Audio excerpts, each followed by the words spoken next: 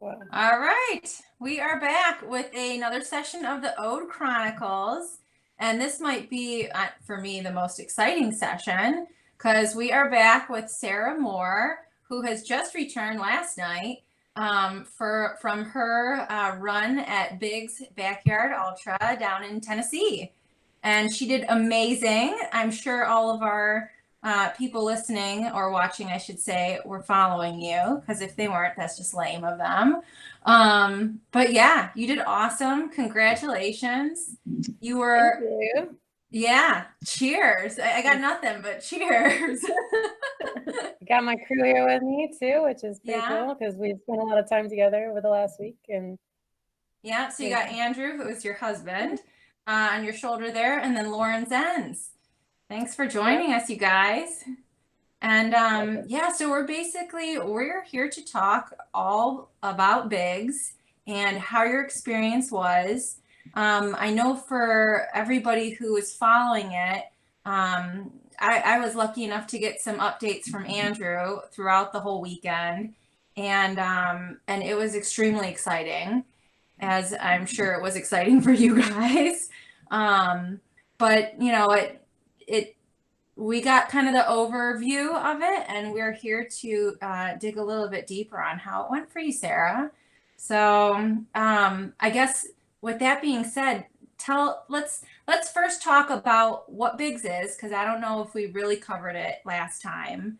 We talked about how your Eau de Laz performance this year won you the golden ticket.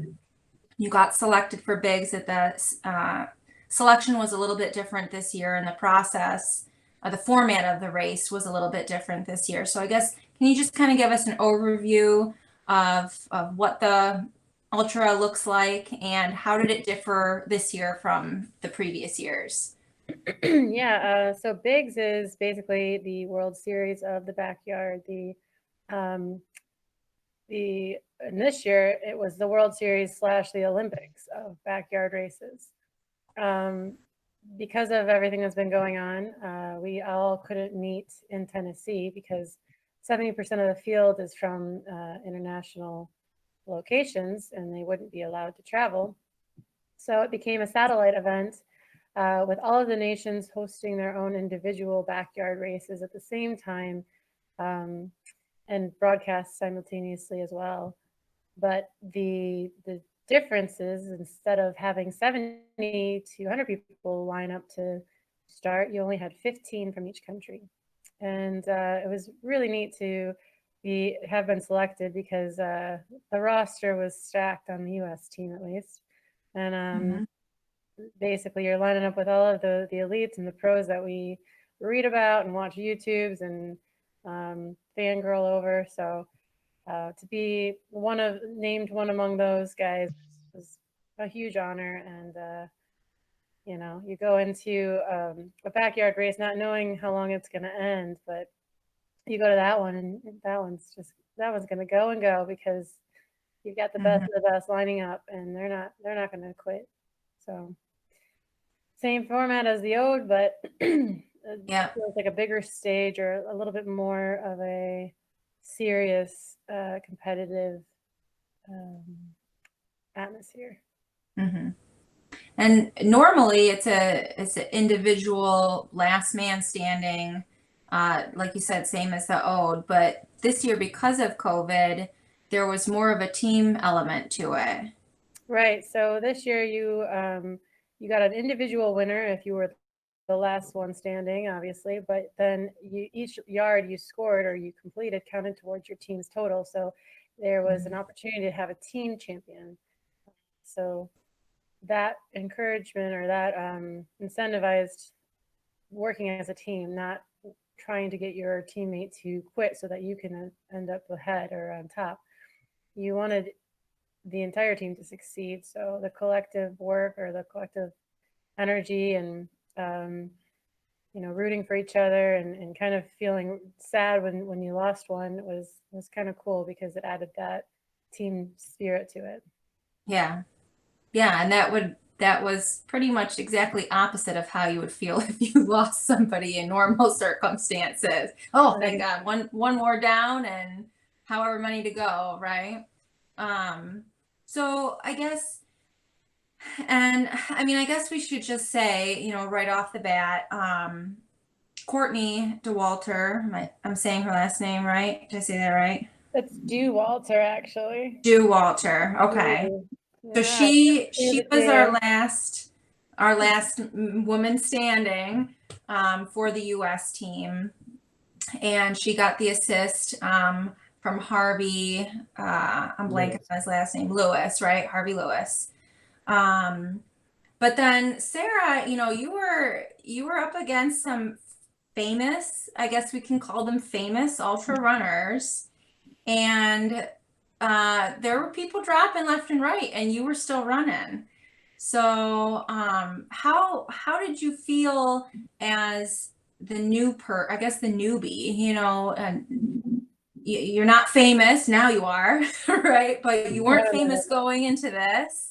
But you were up against, let's just say, the other women, even without even talking about the guys, really. You're up against these other women who have been featured in all these magazines, have been winning these big famous races around the world.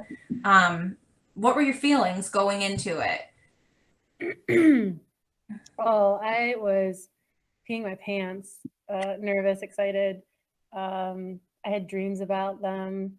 I was mostly excited about the girls. I mean, and there was some cool guys there too. I'm sorry, guys, but the girls are definitely, or were, or are my inspiration, and kind of where I got my motivation to want to compete at backyards. So watching what another girl could do made me think, oh, maybe I could do that. And I remember last year sitting at my desk at work, refreshing the screen over and over and over to watch Maggie crush and win the 2019 backyard. And actually, Lauren and I worked together, and we were working on a project, and this was during the race, and I'm like telling her all about this, and I don't think she quite understood it at that point. Do you remember me talking about it? And I'm like, oh my gosh, she just finished, and I was going nuts because it was like the first female to have won a backyard at Biggs, and the world championship at Biggs, or not world, yeah, it was the world championship last year. It's the world championship every year, but this was just a different format. Right. Anyway, so I was just going nuts because it's like Monday night, and or I don't know what day we were talking about it, but I'm like, she started running Saturday and then ran for 3 days straight. And like, even I couldn't fathom it or comprehend how anyone could do that. So yeah, getting to meet the girls was very exciting and a huge part of the experience, I think. And then the nerves going into it, I guess it's hard to describe. You learn about these people, watch their accomplishments, and then you think, oh man, I could never do that. Like Courtney Dauwalter won UTMB. She smashed Moab 240.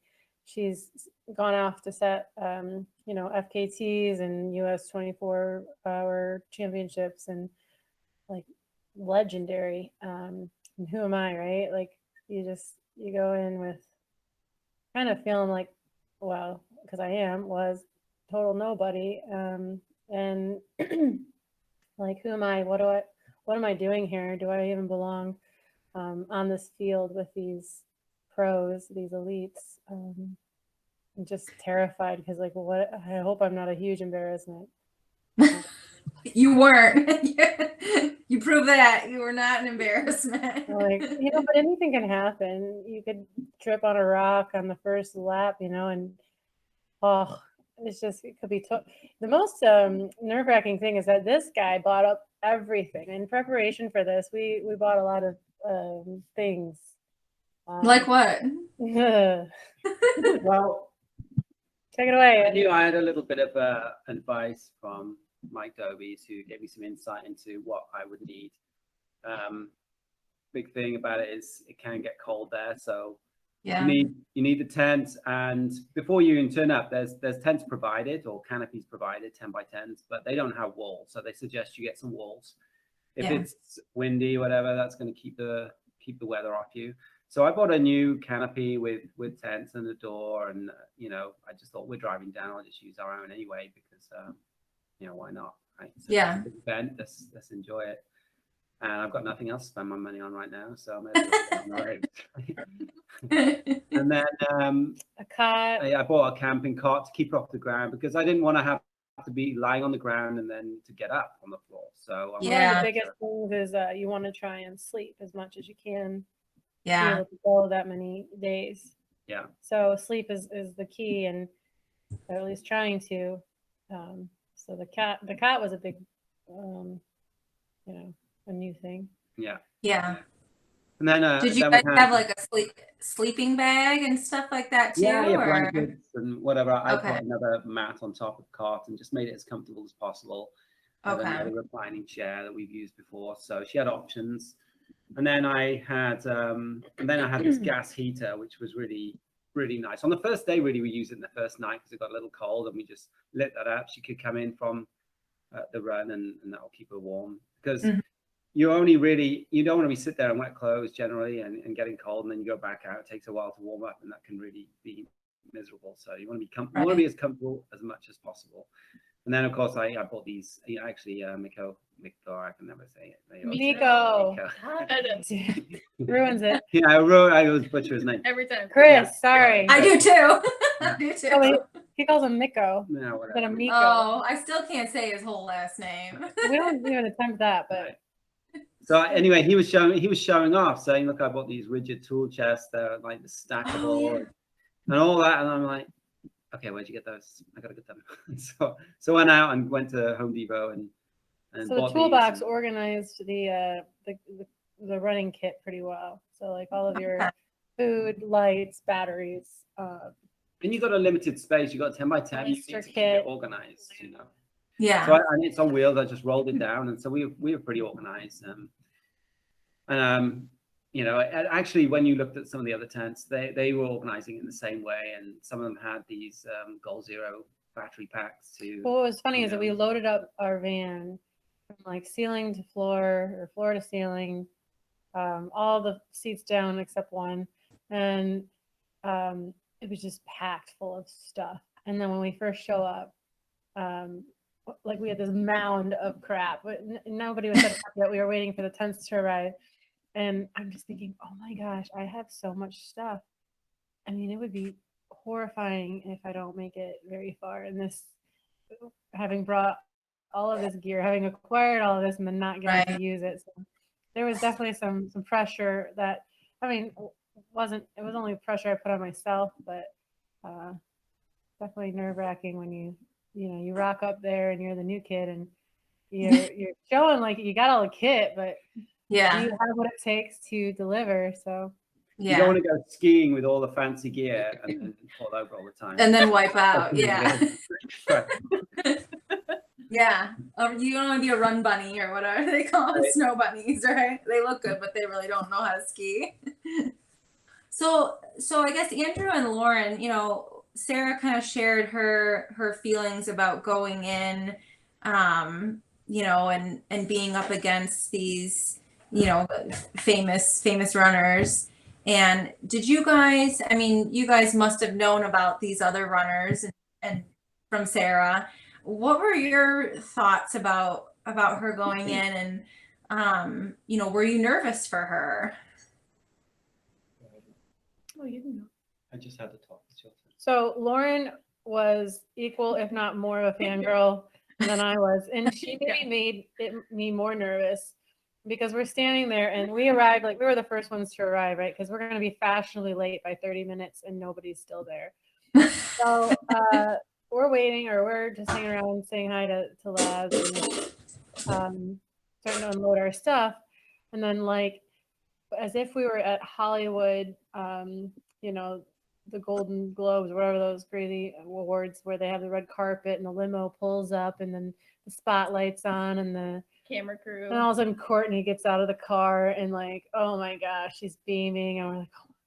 So was there literally a camera crew there when she arrived? Well, not for Courtney. Courtney and her husband rolled up and they were pretty casual. But when Maggie and Amelia came, there were cameras, and that I mean, they both left me speechless, and I'm totally made a fool of myself introducing myself or trying to, because I really didn't speak a whole lot. I couldn't really find my tongue. I was like, where are you from? I don't remember.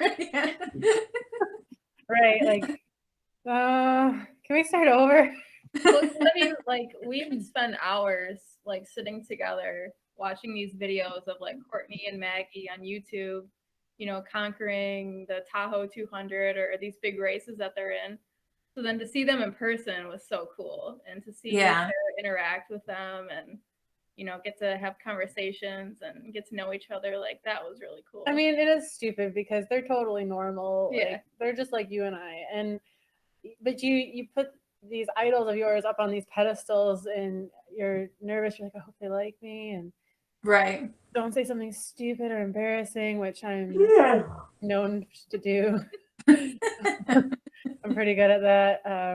So yeah, you just want to win them over, but at the same time, they're just like, you know, I'm not embarrassed, but they're pretty down to earth and humble. Like, they don't want to be raved about, or like, Yeah.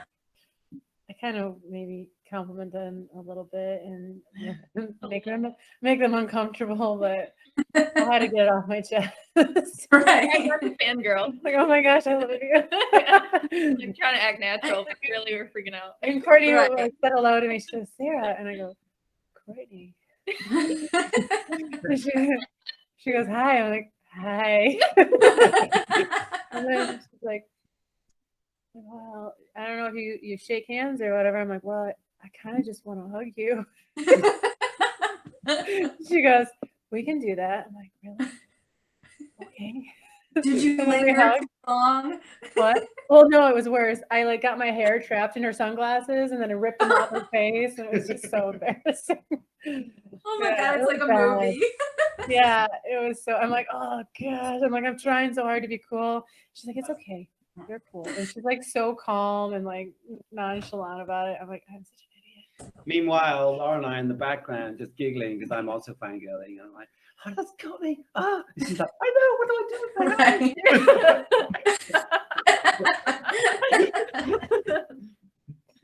But they were all very welcoming and nice, and there was some additional, I guess, closeness because there was only 4 of us on the team, of Right. 15, and that was really cool. So by the end of the weekend, I have a different view and perspective of them, and Courtney asked for my number, so that was cool. Yeah. Move over, Andrew. I know. That was the highlight, I think. Oh my god. Oh, Not running man. 200 miles, but getting Courtney's phone number. Like, Hey, that's a win, right? I'll take it. So, you know, did you, Lauren, you know, did you have full confidence in your friend here, Sarah, that she could, you know, get her big miles that she was hoping for? Were you worried for her at all that something would happen, or did you have No. those nerves, or were you were pretty darn confident Sarah was gonna do all No. right? Sarah's a unique individual. When she sets her mind to something, she achieves it. So I had no doubt, you know, that she was gonna perform the way that she did. And Yeah. we'd been talking about, you know, getting to that second night, going to that 48-hour mark. And I know that once we were talking about it and she had it in her head, like it was gonna happen. So there was no Okay. doubt. And of course with ultra, there's peaks and valleys. You know, she had her hard times, but we Mhm. talked her through it, got her out the door again, and you know, she crushed it. So I think you were kind of more nervous about. You kept going on about, what if I do something wrong? And yeah. you, I was you nervous What, about you? it. Like, I hope Oh, I'm performing the way that I'm Right? expected to be. she's you like, I've know? only crewed you once. I don't know what I'm doing. I'm like, Yeah. you're fine. You were amazing at Odin. And just I'm to sure clear up the whole, we were both crewing her at the end, but there was another guy, Aaron Ellis, on the team that didn't have a crew member at all. So we were lucky enough to have us both there. Okay. Yeah, she crewed for Aaron for his duration of the race. Then he dropped, and then she helped me. So So after, you're only allowed one crew, but after people start to drop out, then the crews kind of just all help each other. And Right. I mean, Okay. it was a unique opportunity that Aaron didn't have a crew. So I'm like, well, I got two. Yeah. One of mine. No, that worked out well. Yeah. Did so before, as you guys were in your planning stages of heading down there and getting everything situated, did you guys do a lot of talking about what the plan was for Sarah's run at certain stages? What were you going to do if X happened or Y happened, or what were you going to do if you wanted to quit before her goal, minimum mileage goal and stuff? Like, did you guys all talk about that? Was there a plan? Sarah, were you like, don't let me quit until I reach, certain mileage? Or I don't know if I had like a mileage goal in mind, other than I wanted to, go beyond what I've done, right? I wanted to PR, I wanted to beat my virtual and make that official, because that was my longest distance, but it wasn't at an official race. So that was kind of the minimum goal that I had set. But beyond like that, I don't know if I doubted I would.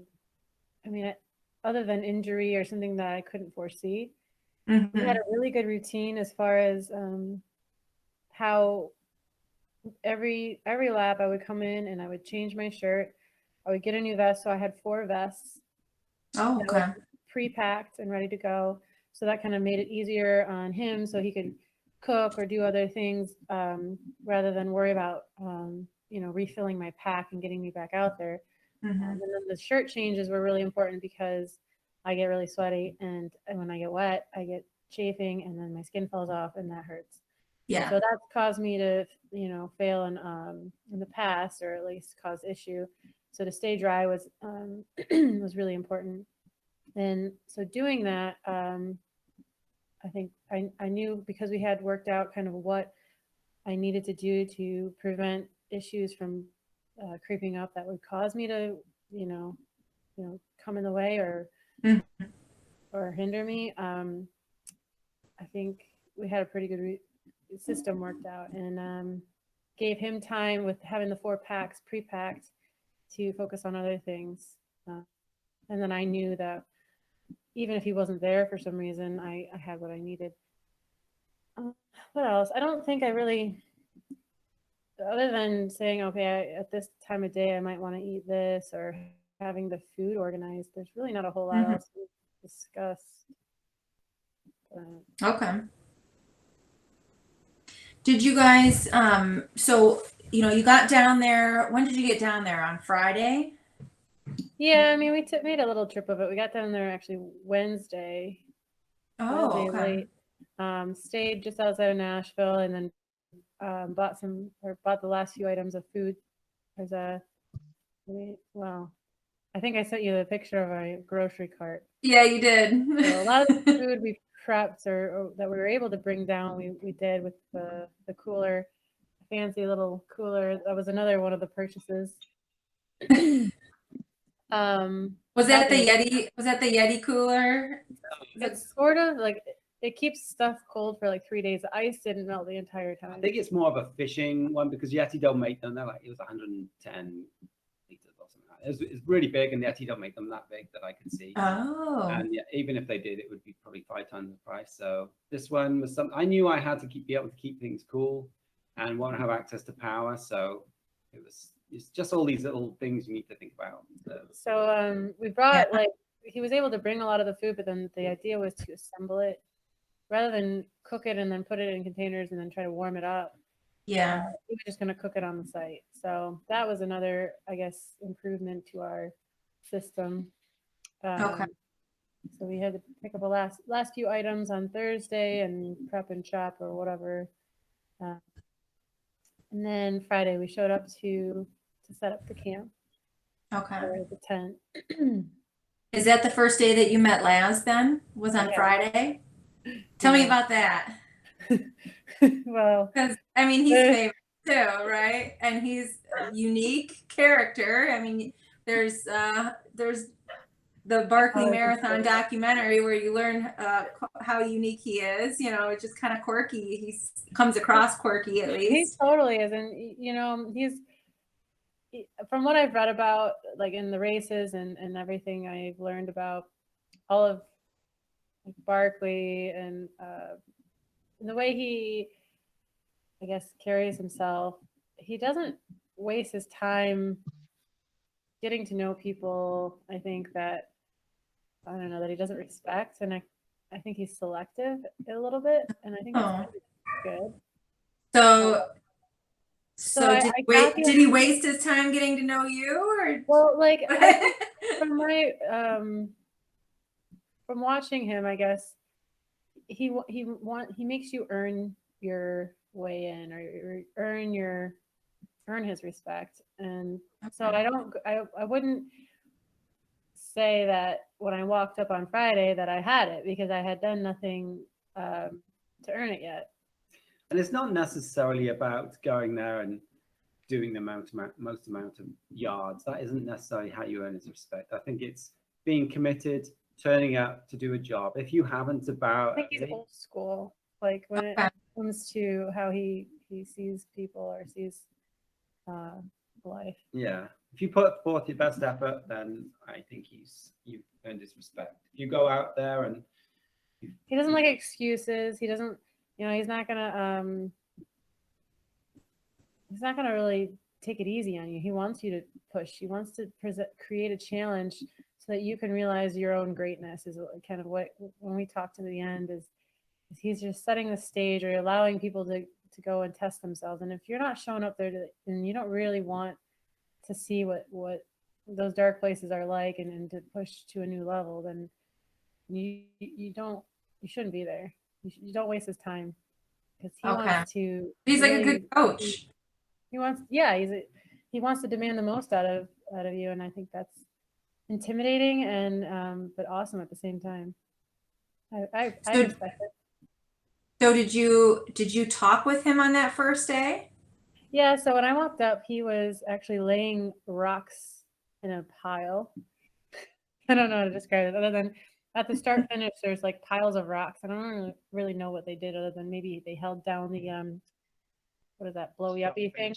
The start finish thing that you go under. Oh, corral thing. Oh, okay. So there was 2 rock piles on either side, and he was like stacking them to create a, anchor. Yeah. So that's what he was working on, and nothing was really like it didn't even look like a race was going on, and this is his driveway. And I was like, what? It doesn't even look like we're about to have a race. And then within a matter of a few hours from there, everything popped up, all the tents and all the what do you call those barricades? Yeah. Railings that they put up and hid the flags. Everything just kind of came together in a few hours. But yeah, meeting him, I took Tad had sent me down with some gifts. I felt like the wise men bearing gifts, so minus the wisdom. Oh, really? Yeah, he sent me some ode swag and I think some mugs and some hats. I'm not really sure, but okay. I came bearing gifts and I gave those to him. And he talked to me for a little bit, but it wasn't that engaging. Like he was very brief and he was busy, occupied getting everything organized for the next day. So I didn't hold it against him. Yeah. So how did that engagement of his change at the end of the race? Oh yeah. At the end we had like this little heart to heart after right before, and everybody. So we were like the first ones to arrive and the last ones to leave. Okay. We don't like the party to end, and we just wanted it to last forever. But it was really cool. So then after everything's packed up and everyone's pretty much headed out, I got to have a little conversation with him, and he basically said I did a great job and was impressed, and that I think in so many words that maybe I could come again. And maybe maybe I could give it another go. But I kind of basically admitted to him that I know I quit because of mental reasons, not physical. And in the moment it felt right, but now, having time to think about it, I know I'm capable of more. And he said that's just what it's all about. And it was so many things that it's hard to even put into words, and to still kind of, what is it called, reeling, or processing. yeah, remembering everything too. But he said something along the lines of like greatness, and giving people the chance to find their own, or realize their own greatness, and what they're capable of, basically. But yeah, it was pretty cool. And he's like, yeah, now you see that I'm just an old geezer living in the woods, right? What I've always said. Yeah, it's pretty nice woods. I like your trail. Yeah. Trail is pretty cool. So let's talk about the trail now that you mentioned it. So during the day you were on the trail loop, and at night you were on pavement? Yep. Okay. Mhm. So was the trail loop all part of his property? Yeah. Yeah. Okay. Literally his backyard. Okay. So I might need to plug in. Oh.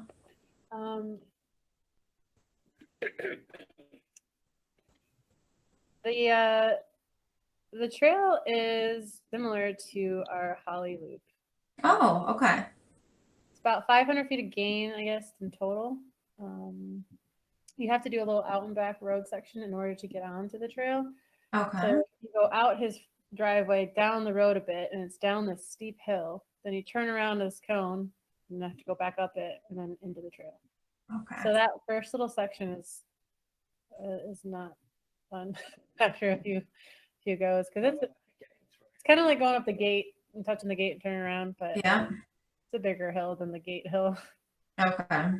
I think I averaged about 6 minutes to do it, so it's not quite a mile, but feels like a long time. Okay. So then you get onto the trail, and there's these lots of rocks, lots of obstacles, and they'd cleaned it up. Apparently, it's been in the best condition than it has in years. So they took out some unnecessary rocks and tried to add or make it more runnable. Or it's runnable, the whole thing, but definitely some sections you don't want to. So we don't have a stairway to heaven like at Ode, but you have a climb that's probably a 2-minute climb or uphill. Okay. And then there's a section similar to the one that's on the back side of Ode. So when you're in Ode and you cross around and you're on the south side of the lake, there's this long gradual hill that takes you to the bench. Do you know where I don't know if you remember what I'm talking about, but yeah, I'd say there's a similar section like that as well, where there's kind of a gradual hill. And then other than that, it's really nice because you get to the point where you can clock different features or rocks or sections of the trail, and okay, at this time I'm going to be here, and so you can time it out, and it's really mentally engaging, and so it flies by. And so at 30 minutes I know I'm going to be in this little swampy area with rocks, and if I'm not, give or take a minute, I know about what time I'm going to come in. okay.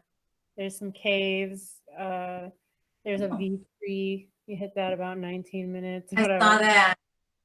So there's some unique features that make it make the time go by.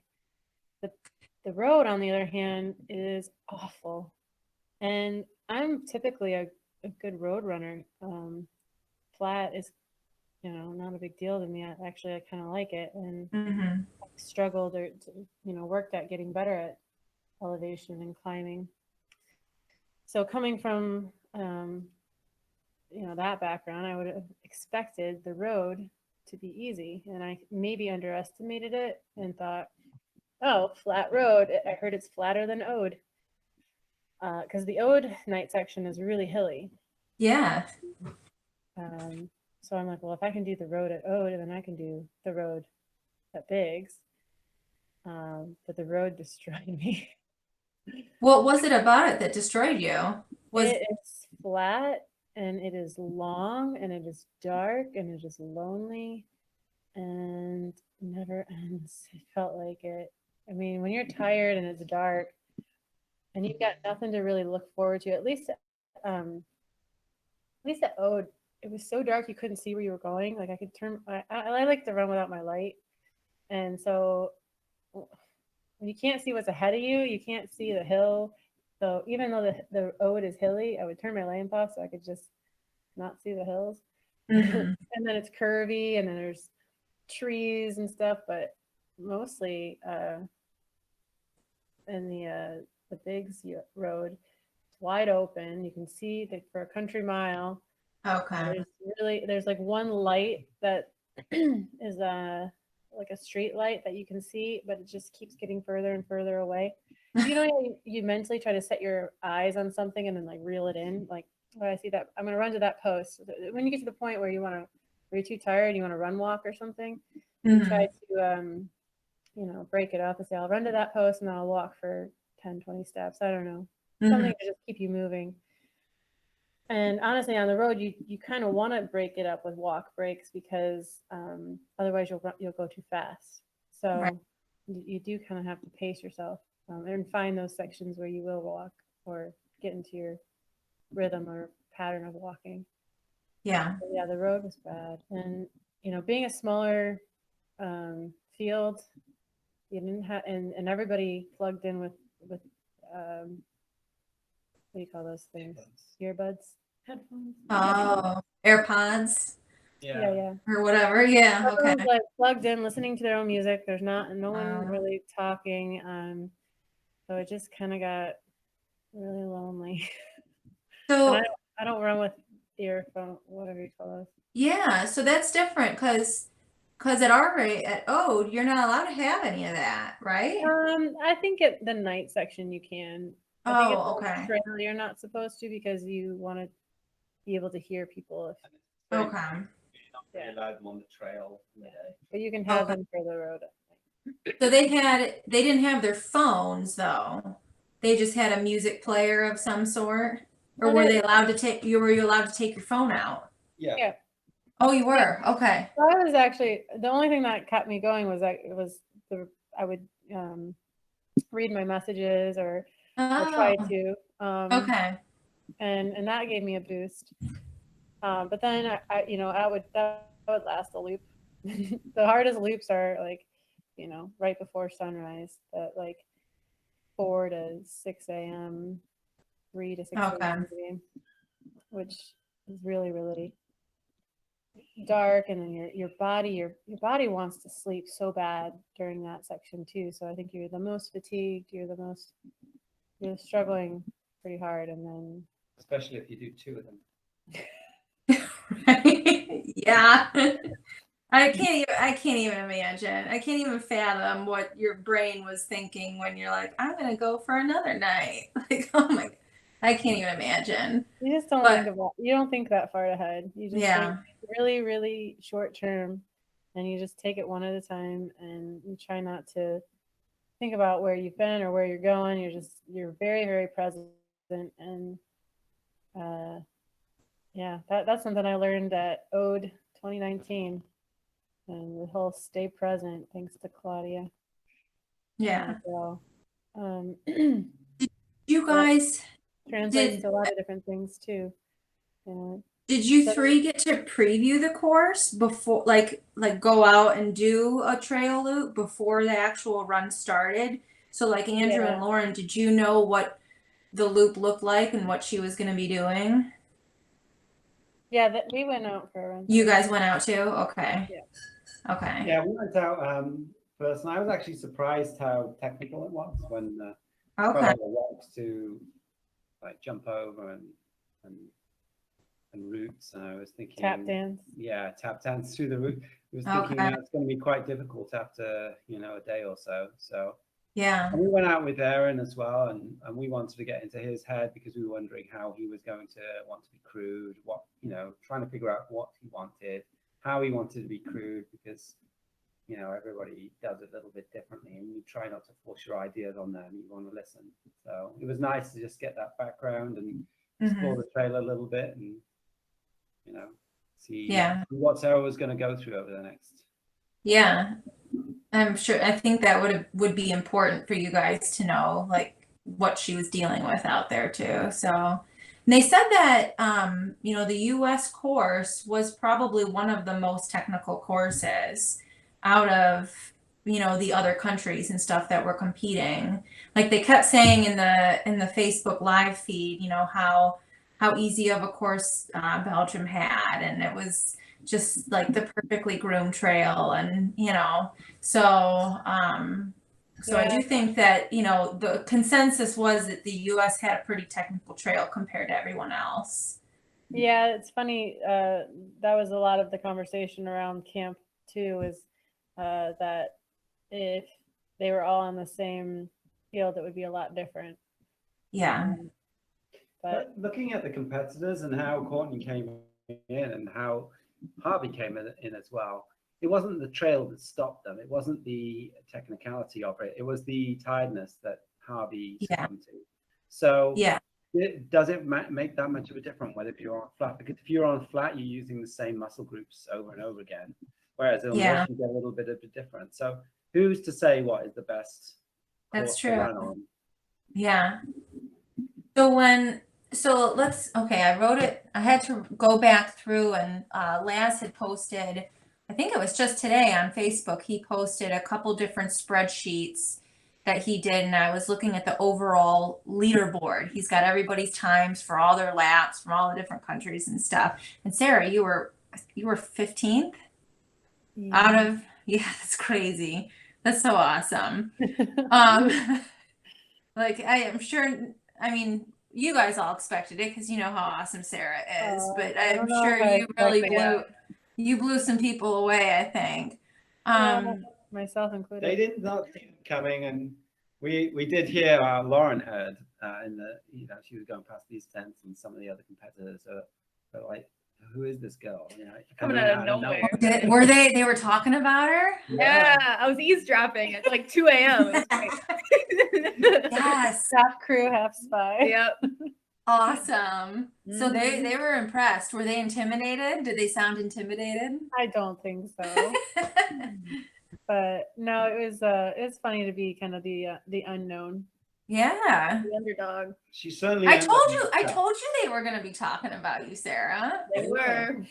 They were. Well, it's funny that one of the things that I think the lads said as I was was they didn't know who you were before this, but they're gonna know who you are next time. They're gonna be looking over your shoulder. Yeah, and well, and if next year it goes back to the original format, which was not a team approach, would be a every man for himself totally approach. different. Yeah, it's gonna be different, and you're gonna be a competitor, so and now they know what you got, and that you can. There's not many when you look at the history of bigs.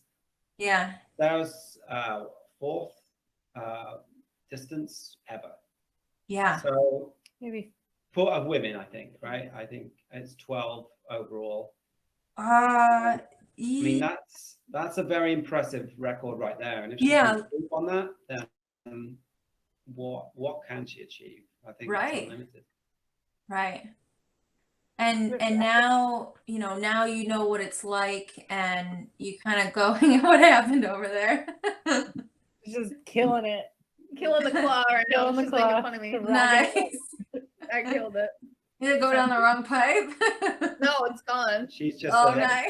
Far back. Thank you for You're on camera.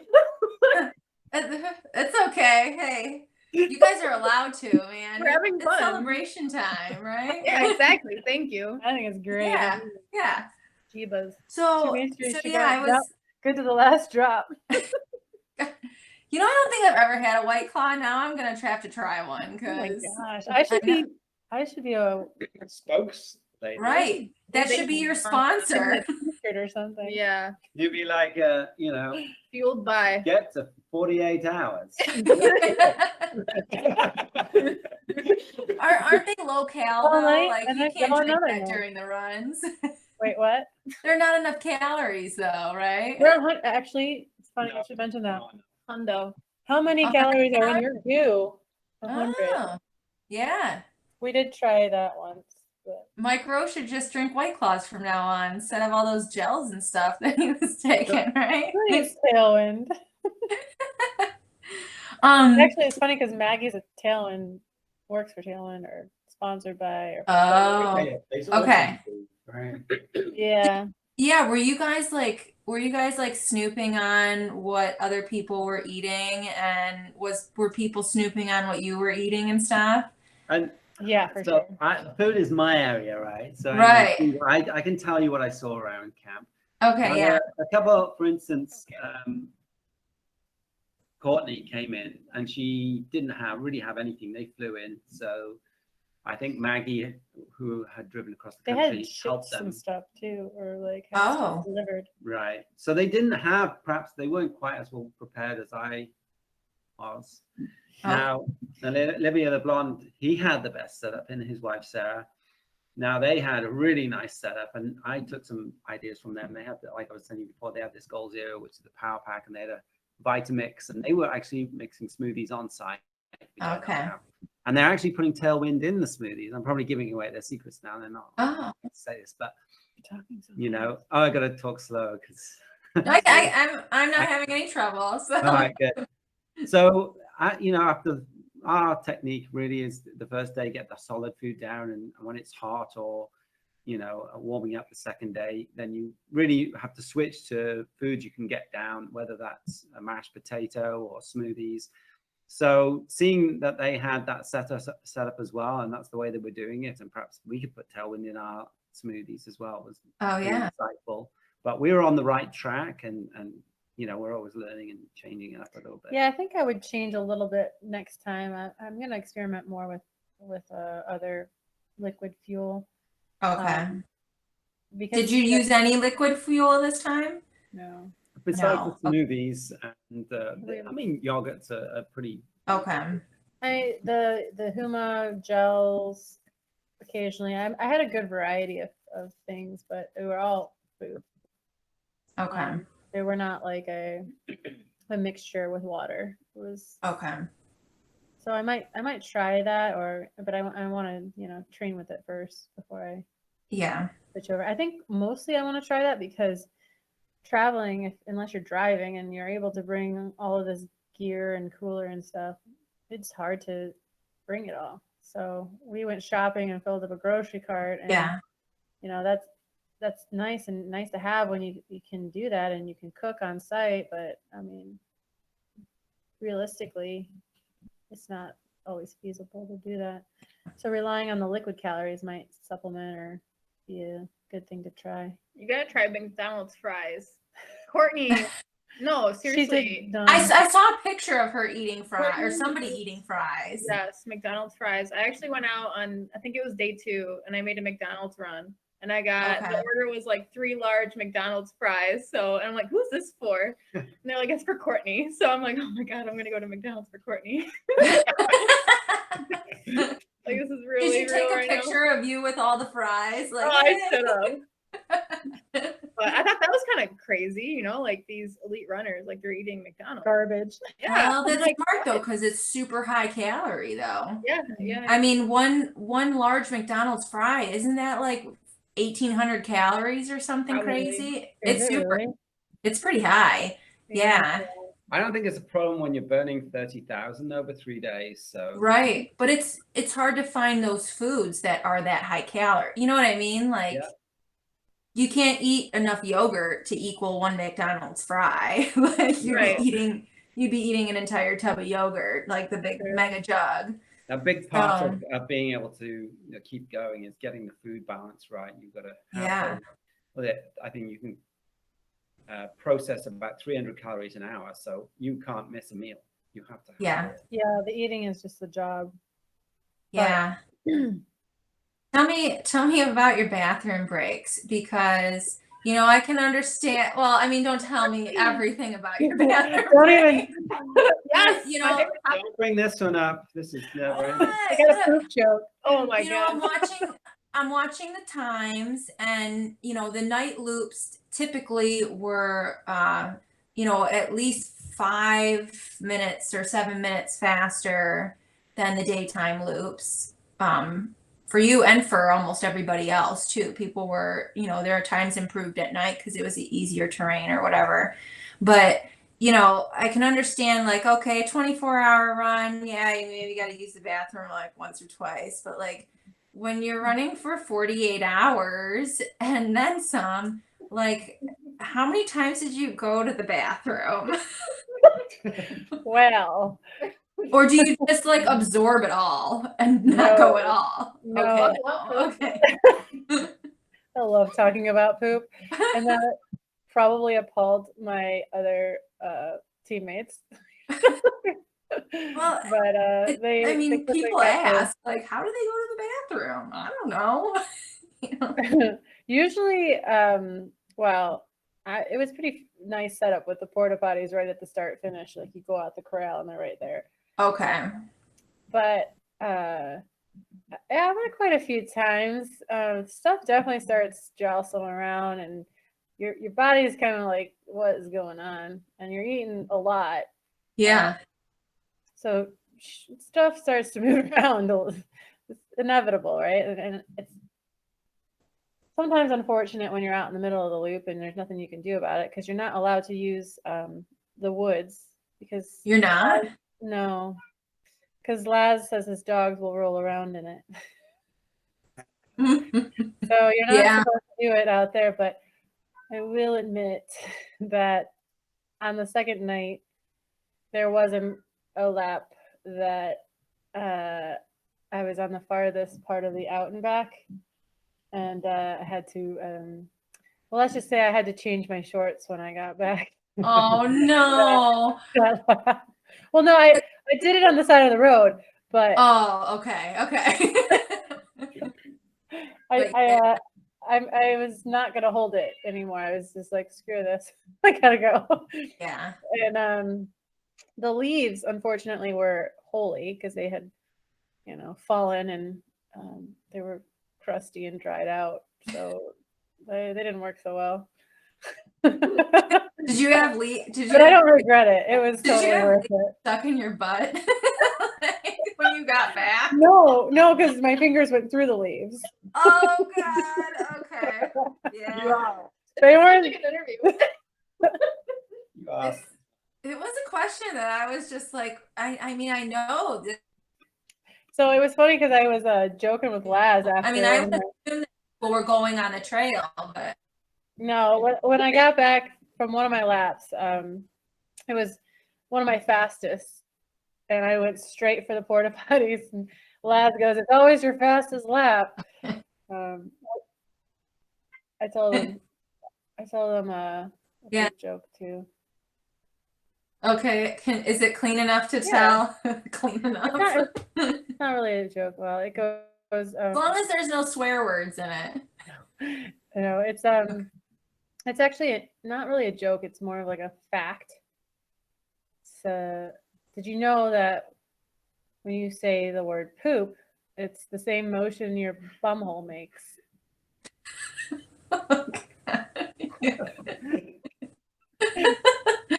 Yeah, it is a fact. It's the same thing for explosive diarrhea. Explosive. Like when you and say you told explosive this diarrhea. to Laz? Yeah. And then as I was telling it to them, the girls, because so you do that little out and back and then you get onto the trail. Well, I ran the out and back really fast to go poop while the girls were coming up, and then I could, hopefully stay with them. And then I got out and I'm sprinting, and I tell, Laz knew what I was doing in there, and I tell him that. And then the girls, I try to catch up with the girls, and Courtney goes, "Were you just describing your poop to Laz?" Anyway. Yeah, maybe. She's like, "I don't even know you that well, and I knew that's what you were doing." Courtney wasn't quite ready for a girl from the Actually, tropics. Courtney likes jokes, but she likes clean jokes. So Really? that I'm not trying to be the next Courtney because she's got that role covered. She can tell the clean jokes. I'll tell the dirty ones. Oh, I'm surprised. Did you think she was slightly offended? I think I offended all of them. I think they got used to it by day 2. Yeah, by the second day they were like, old news, but I don't Nice. know if there's anybody that isn't offended by Sarah when we first meet her. So Yeah. you either effect. Yeah. I don't love know. it or hate it, you know. Either there's the people that can either hang with a poop joke or who can't, right? I mean, I don't know. Exactly. After the race, I told him another joke about the constipated. Did you hear about the constipated accountant? No. Budget. That's not that dirty. No, That's it's basically not. clean. It's just keeping it clean. Because Trust me. Laz used to be an accountant. That's funny. Did he like that one? He did. He liked that one better than another one I told, I think. Yeah, That I one I know can't you told. I know That you one I'm told not telling on here. the more colorful ones, but I don't think that we can say those on here. No. Save those for Ode 2021. Yeah, you can share it next year. Yeah. Oh man, so I was going back and looking at the spreadsheet of the American team, your team, and I went back through to see when people started falling off. And I wanted to ask you about a couple of the early fall offs. So David Johnston, who I wasn't from, I mean I'm no like guru on all these people, I but think he's a golden ticket winner, No. right? No. No. Oh, not. I think he was he's been around for a while. He's Okay. He's put up some big yards in the backyard before. Oh, it's a 6-day run, But- isn't it? Right? No, so he dropped after only 9 loops though.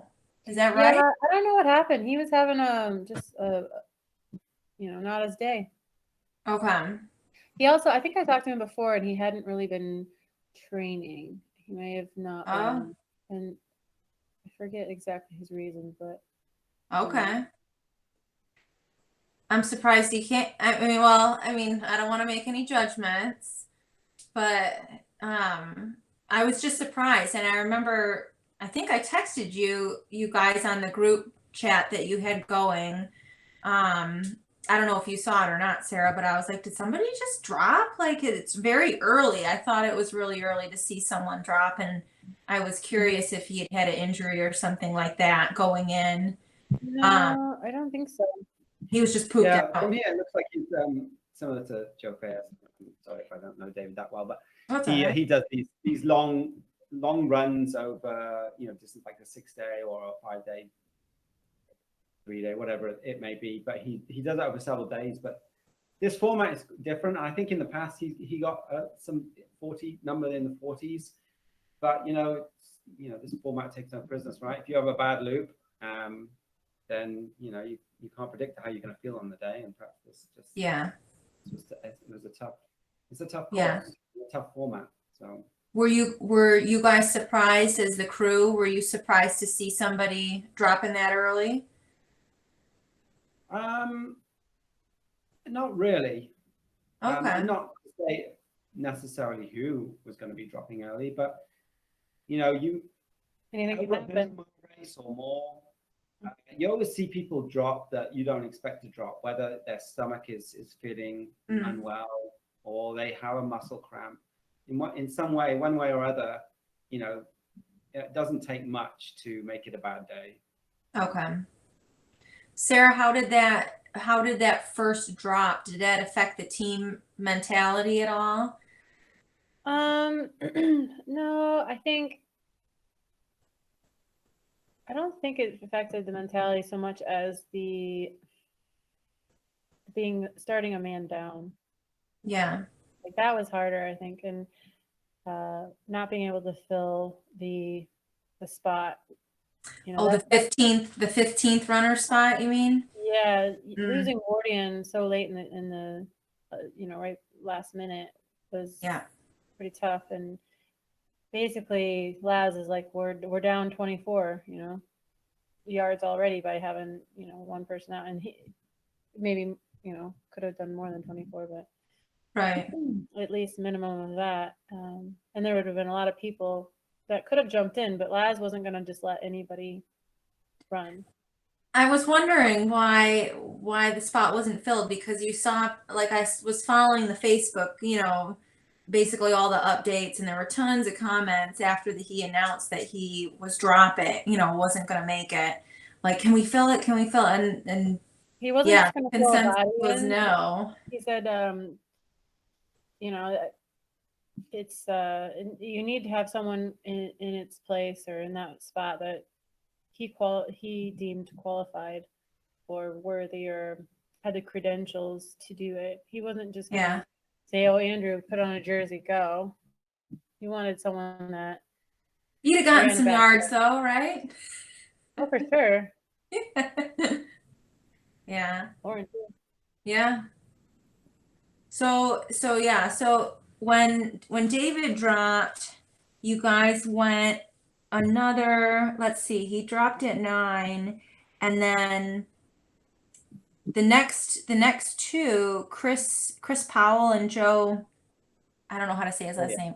How? Fayez. Fayez, okay. They both ended at 24 loops. So do you guys know why they were done? Did something happen, or they were just physically beat there?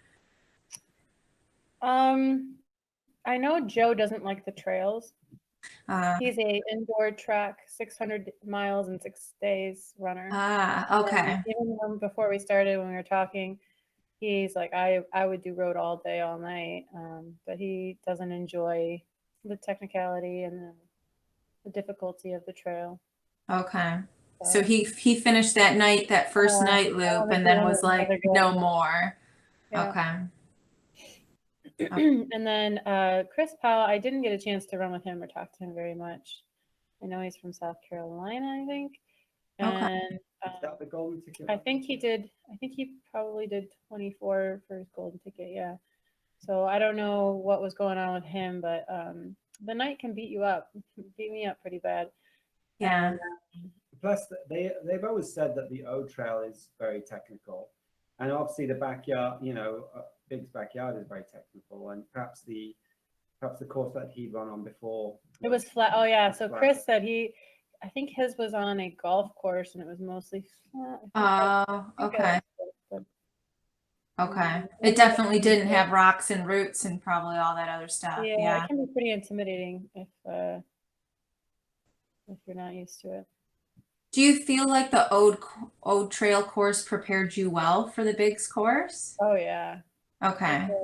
I would say it's very comparable. Okay. It gave me a lot of confidence. And actually, I would almost say that Bigs might be easier trail.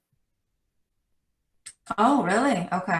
Now, what other, I know you probably don't strictly run the Ode course over and over for all your training runs. So, other trails that you run on, around your house and around town and stuff, do you feel like the Michigan trails prepared you pretty well? Tennessee Trail? Oh yeah. For that Okay. backyard, for sure. I mean, Okay. if we're talking Tennessee trails in the mountains, no, but for that, Right. very similar to like a mountain bike trail that you would run around here. Okay, cool. Okay. So that first night loop, you guys were probably feeling pretty good after the first day. Like, were you even? Yeah. Were Sun you comes up, you're a new person, you're feeling excited, good? you made it through, and I was always worried for that first day. I wanted to make sure she turned up and showed them that she wasn't here just because she got a golden ticket. Right. I know she could do 24. She was going to get that out of the way and then see where we go. So after we did get that 24, it was right now it's business. Let's see what we did with the virtual and just keep working away. And once you can get through the trail, if you can get through the trail day, you can get through the night. Okay. That's kind of what they say. Okay. Were you guys, as the crew, was there a sense of relief after that first 24 hours passed? definitely. Yeah. Okay. And how, like, Andrew, I think it was the first night you were really struggling to stay awake. There were some comments you were saying on the text feed. You're like, I am struggling, and You guys were Actually, having trouble. the first night was much harder than the second night. I mean, I Okay. did have help the second night from Lauren. She was able to come over, and Erin had bowed out by that time, I think, and I was able to lay down. I just had 20 minutes, and that.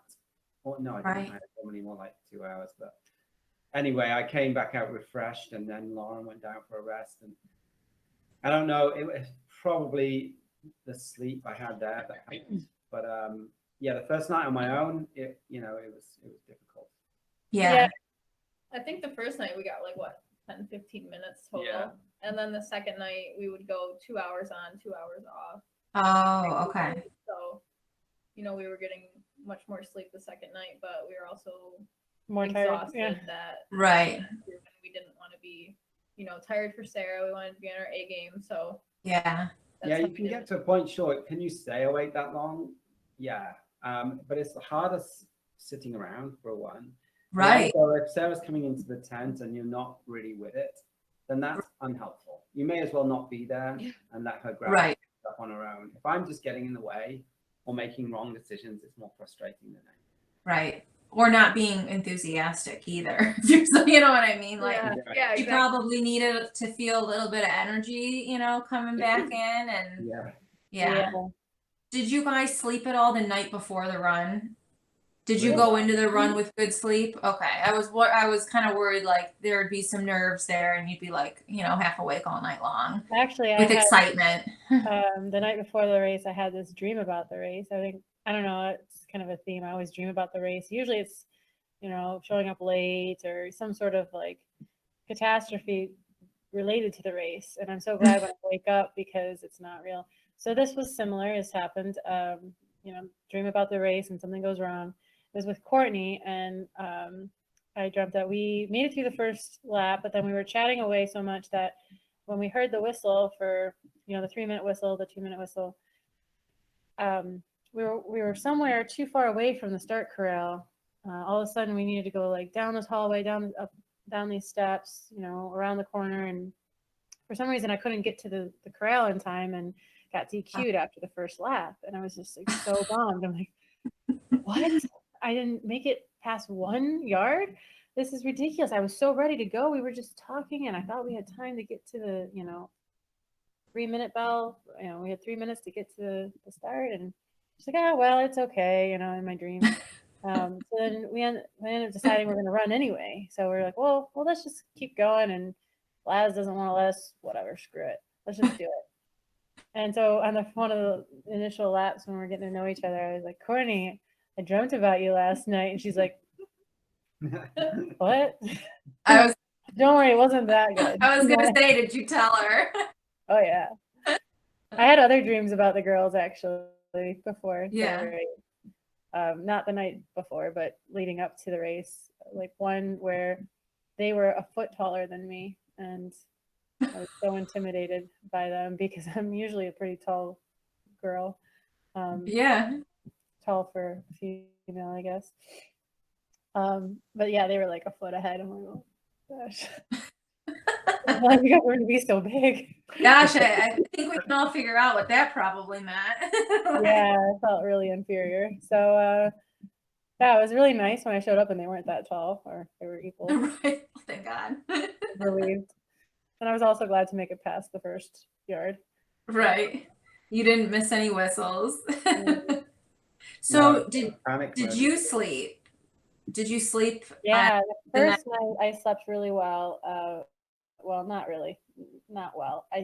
I rested well because I had more time. The second night, no. Second night, and that kind of played into my mental state as well.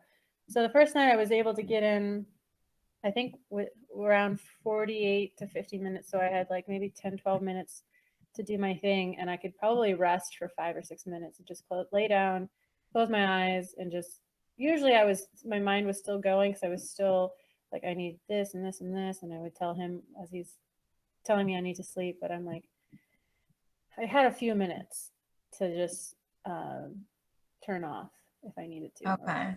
If I could. Did you But Did the you second night, not so much. did you ever completely fall asleep? Because like, I mean, No, it wasn't that long. It was like, okay. it might have been, but it, no matter what, even just being able to do that is good, I think. It was And helpful. it, Okay. yeah, it made me feel like, okay, I had a minute to like calm down my heart rate, you know, just take a minute to, I don't know, recharge. Okay. Physically. But the second night was way worse because I was just struggling so much more mentally. I couldn't move as fast. It was as if, you know, and it wasn't, I mean, obviously you're going to maybe slow as the days go on or the hours go on, but Yeah. I just found it a lot harder to move. And so then I couldn't get in with enough time to sleep and do what I needed to do. So I had to make a choice, and I obviously chose not to sleep because I needed to take care of other stuff. Yeah. And just didn't have the time to do both. So that played into my mental game, thinking, okay, I haven't rested. Now there's no way I can go into a third day. I'm going to be too tired. And With no I sleep. started to spiral, thinking, you know, there's no way I'm going to be able to compete against Courtney, and started to feel like really inferior, and just not, what's the word, experienced enough at this level. Okay.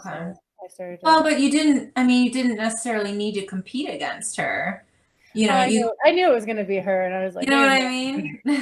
Well, I know, but you could have carried her and then let her go. You know what I mean? Like, true, but I just didn't. I Yeah. didn't think I had the fight in me to compete at that level, and I think that was my mistake. And now, in hindsight, I should have kept going, or I should have believed in myself a little more.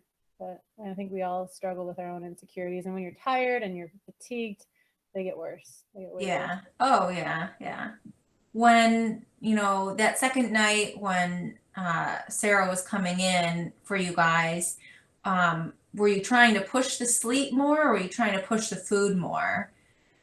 Do you think that she was? Sleep really, because she'd come in and I wanted to rest, but I was also aware of the fact that she needed to eat her loop as well. So it really depended on each when she came in and how I felt or what she needed. Okay. Was she still eating every hour? She ate amazingly. Like Okay. the nutrition, as far as that went, she ate everything she needed to. I felt like she wasn't lacking anything. And that's Okay. sleep, different. I think the second night she was coming in a little bit slower, so there wasn't as much time to rest. It's always kind of those two things that are a worry. Were you using caffeine at all? Yeah, I night? started to use it. I think the second day trail loops, or was it the first day? Second day you start taking caffeine hormones, I think. Yeah, and I started drinking iced tea. I did do a caffeine taper. Oh, And then you in had the first loop or so, I asked Maggie if she had done it again, and she's like, "No, I don't think it's a thing. I don't think it actually works." I'm like, "Are you kidding me? I You're just like, took "Oh, a I week off coffee, and now you're gonna tell." You told the world last year that you did the caffeine taper, and everyone's doing it now, and now you're saying Right. it's not a thing. It's Well, so bad. yeah. So, you know, so Maggie and Amelia was the first girl to stop, right? Yep. Why did Amelia stop? Did I she have an don't injury? Somebody had a nagging ankle thing, right? think she said something about her leg, but I'm not really sure. Okay. When you take into consideration that like Amelia, this is the furthest she'd ever gone before. Yeah, that was her. And That was her prior first. to that, she had done, I think, 116 or one. Yeah. Okay. So that was a big 116 to 137 is a good PR. So I don't know. Yeah. Sometimes when you're in uncharted territory, it's intimidating. Like I for sure felt that too. Yeah. As soon as I got past my known territory. Okay. And I can't remember whether she was actually being sick, I think. She was Yeah, she was saying she was Yeah. nauseous. Amelia dropped at 33. I remember And going then- on the road and I saw her, she was going on the road looping back to come onto the trail, that she was on her hands and knees at one point. Oh, okay. So I think whether her nutrition was off or what, I'm not sure. Okay. But once you get into that state, you know, it's pretty much over. Yeah, that's hard to break that. Did Amelia dropping and then Maggie dropped at 39. So not that many loops after Amelia. When it was down to you and Courtney as the last two women, did you guys talk about it? Or was at that point was everybody just kind of doing their own thing? No, because when Maggie dropped, it was in the night, and the nighttime nobody talks. Okay. So I no, I didn't Not even really. a little bit? Not like zero chit chat, like nothing. Oh Yeah, wow. Okay. it's really tough. It's a long night. It's a lonely, long, dark night. Yeah. And actually, the only people that I did talk to, the couple of guys that saved me. So first night was Aaron. He saved me because I had a little meltdown, and um, he's like, "How you doing?" I'm like, "Not good. I'm really. I just don't think I can do this. I'm just not cut out for this." And just having all these real sad, depressing, insecure, meltdown moments. And he's like, "Well, it's okay. Well, I'm like, I'm just lonely. I need to talk to somebody." He's like, "Well, I'll talk to you." So he helped me finish that loop, and I think that was lap 23. And then Oh, after that, the sun comes up on the next loop. So you have to do one more on lap 24, and the sun will come up, and everything gets better as soon as the sun comes up. yeah. And sure enough, I got my second wind, but I'll never forget Aaron for pulling me through that loop and giving me, letting me lean on him for a minute, or waiting back for me even just to help me finish that. So I owe him big time. And then the second night, similar thing. It starts off okay the first few hours of the night, and then after a while, I'm just like, it just goes dark and really, really hard, and you start to lose your why. Why am I doing this? Why am I here? And then question everything and your ability. And uh, so the second night, Gabe saved me, and so that's kind of who I owe getting to through the night to, other than these guys. They're obviously doing amazing, Yeah. pushing Yeah. me back out there, making sure that I, you know, got what I needed, and just told me I could do it. And at one point, Andrew's getting emotional and excited for me and proud of me for having pushed as far as I have, and um, having those moments were helpful too. But those Yeah. are only a few moments in comparison to the entire hour. Like if I only get 3 and 4 or 5 minutes with him or Lauren, Yeah. I have 55 minutes on my own. So Yeah. it's a long time to battle by Yeah. yourself. So Gabe, he caught me blubbering, or I caught up to him, or somehow I was on the phone to Lauren saying, "I can't do this. I'm done." And this is like, I think, hour 41. While you were out on the loop. Yeah, I was Oh. dying mentally. And I started to slow so much that I wasn't sure I was going to make it back in time. And even if I did, I was starting to get frantic that I wouldn't have enough time to do what I needed. So you just start to become a little more paranoid or nervous about, when you're used to having 10 minutes to now I only have 3 or 4 until the whistle blows or something. It plays at you, or weighs on you. And So yeah, Lauren, when she called you and had that little meltdown, what did you say to her? Oh my gosh. It was like, I don't know, what, Andrew's 5 sleeping. in the morning, and Andrew's asleep. I'm half dead, and she calls me and she's like, I just really need to talk to someone right now. I'm going through a low point. So I think we were on the phone for like at least 30 to 40 minutes, and Okay. I could tell she was struggling, and I asked her, I was like, are you physically in pain? Like, are you impaired physically? She goes, no. And I'm like, okay, it's all mental. So if I can get her back to me, by the time the hour's up, then we're golden. Like, that's my job. So, Right. so I was just kind of trying to be inspiring, but also like fighting, trying to sleep because I was so tired. But I was just trying to come up with any kind of words that, would be motivating, or that, I would want to hear if I was in her spot. So, Yeah.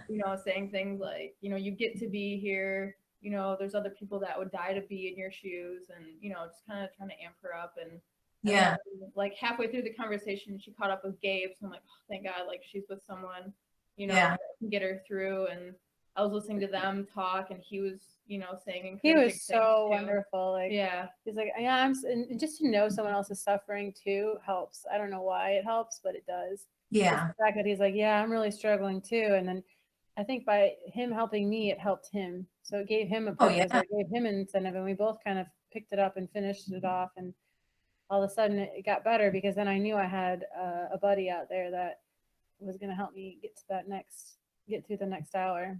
And one thing he said that then motivated me at least to get through the night was like, but think about it, man. If we get to 200, that's legendary. I'm like, wow. I didn't think about it like that. Yeah. Okay, fine. Why did you have to say that, man? Now I want to be legendary. Right. All right. I guess I'm a little bit. I guess I'm a little bit surprised that there wasn't more of that kind of camaraderie on those night loops. Well, it's a small field to start. So by the time we get to those night loops, so the second night, I don't know how many people we have, 6 to 9. I don't know. By the time the night loop was over, we only had 6. Yeah, you guys had 5. three drop in that first night loop. So you had David drop, so you were down to 13, and then you had 3 more drop on that first night. So by the second morning, I think you had 10. Yeah, and so by the second night, I think we only had 9, and then maybe we were down to 5 by morning.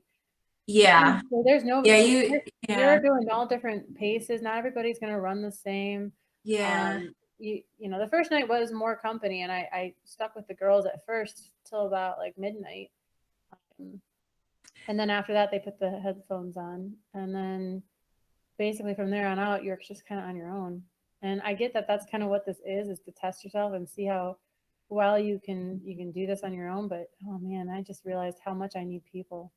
Well, and that wasn't the format this year. So like just imagine if you guys had maybe tried to stick to each other's paces a little bit more, especially that first night, and run together and, you know, amped each other up and stuff like that. Your But I total know not your everyone's total like yardage, you guys would have been ahead. not everyone's like that though. Like I'm like that, but other runners sometimes like to get in their own head and just plow. So it's hard to force your running style or what you need on someone else because that might hinder them. And you can't rely on the fact that you may or may not have someone to pull you along. I think Sarah, what I've seen from her performance is that, and she did look, you know, of the 3 that were left at the end, besides Courtney, Harvey, Sarah was as strong as them physically. And you know, these are runners that have already done these kind of mileages. They've been through multiple days. They know what it feels like to do 200 miles. Sarah had never done that. She never got to 200 miles. Just having the experience definitely gives you confidence and strength. And I didn't have it yet. So I think I needed to have this experience to now know what it's like. Yeah, and you are capable. The suffering and what it takes to get through the night. And now next time, hopefully, if there's a next time, and I hope I get one, I'll handle it so much better. And I think that's true for anything you do, whether it's running or whatever hobby or work. You know, the more you get out there and do it and experience it, the less intimidating it is, and the better you get at it. So yeah, I think the first time you ever do a 100-miler, then you barely make it, and it's just the hardest thing you've ever done. And you know, I can imagine I haven't gone past that mileage, but you know, I look back on perhaps a 50 and I think, well, this is nothing now. I mean, this is really easy. And perhaps for Sarah, you know, she's done her 200, perhaps the 100s are going to be like a 5K to her. no, you know? easy 100. But there isn't, but perhaps you know how to cope with it a little bit better. And yeah, just the mind, the mind strength or the mental strength is all that this takes. And yeah, I still had some room to grow on that front, and so still do probably, but definitely learned some things. And yeah, I'm grateful for the experience, and and these guys next to me to push me through. So Yeah, that was Yeah. it's quite the experience that you guys all had, and yeah, I mean you can't discount that was something quality too, and I'm sure you learned a ton from it. Yeah, and I have But to say, Lauren really did an excellent job. I mean, I like, my whole thing is to cook and make sure things are prepared and ready to go and organized for Sarah. But I don't always have the mental game to tell her the right things and give her the mental strength to carry on. So, and I think that's where Lauren really stepped in and stepped up to the Yeah. plate. She really helped Sarah on that, Oh, on and the call. pierogies were key. She Yeah. like, I'm oh going no, to the store, what do you want? I'm like, I don't know, but surprise me. And she comes back and whips up some pierogies that tasted great. Sometimes you get sick of what you're eating, or it's hard Yeah. to know what you're craving because you don't really crave anything anymore. You're just put something in Yeah. my mouth that's not that I don't want to puke back up. And Did you get your Cherry Garcia? oh yeah, and Oh, she was spoon feeding it into my mouth. They were like feeding me. It was beautiful. Yeah. I don't understand why more people don't do this. When you got a sweet crew, I'm sitting there so tired. I'm trying to rest in the night. I'm like, can you just feed me so I can keep my eyes closed a little longer? So they're spooning rice pudding into my mouth or whatever. It was Yeah. awesome. I did get to share rice pudding and green curry with Courtney and Maggie, and Oh, I know didn't they. I didn't share it with the boys because they weren't quite as interesting. Yeah, it was Sarah, and I hope it's okay for me to say this, but and if it's not, we can edit it out. But after we talked, after you finished and everything, the next day we were kind of texting back and forth, and you made the comment that Harvey had failed you, but Gabe had saved you. So Well, it was because I asked Harvey. I'm like, hey, can I run with you? I'm really struggling on the night loops. Last night was unbearable, and on the second night, I knew I needed someone because I spent the whole day on the second day of trail, scared for the night because I knew how hard the night was the first time, and so I just couldn't get out of my head. I'm like, going into another night just sounds terrible. okay. So on one of the first of the second night loops, I was next to Harvey and I was like, hey, and he's like a really, really friendly, bubbly guy. Can we run together? Because we were running together majority of the first night. Like I would catch him, or we were pretty close. But basically, he told me, yeah, we can run together. And I'm like, I just don't know if I can get through. And I want to keep going for as long as I can. And if I just have someone, I know I'll do better than if I don't. Then I'll probably not last as long. Yeah. And so he kind of said yes, but then didn't really. So Okay. I And mean, then look, I didn't see him can't again. I can't really expect someone to like run the race for me. It was sort of a selfish thing to say that he failed me because he's not there to help me get through the race. But he it's an ask. and that there was supposed to be that team aspect. I just thought, right? everyone after experiencing Aaron, I thought everyone would be like Aaron. Aaron got me through after I told him and I confided in him of my weakness and said, I just need to talk to somebody. And Harvey was a chatty guy. So I was like, okay, maybe he'll want to let me, buddy up with him.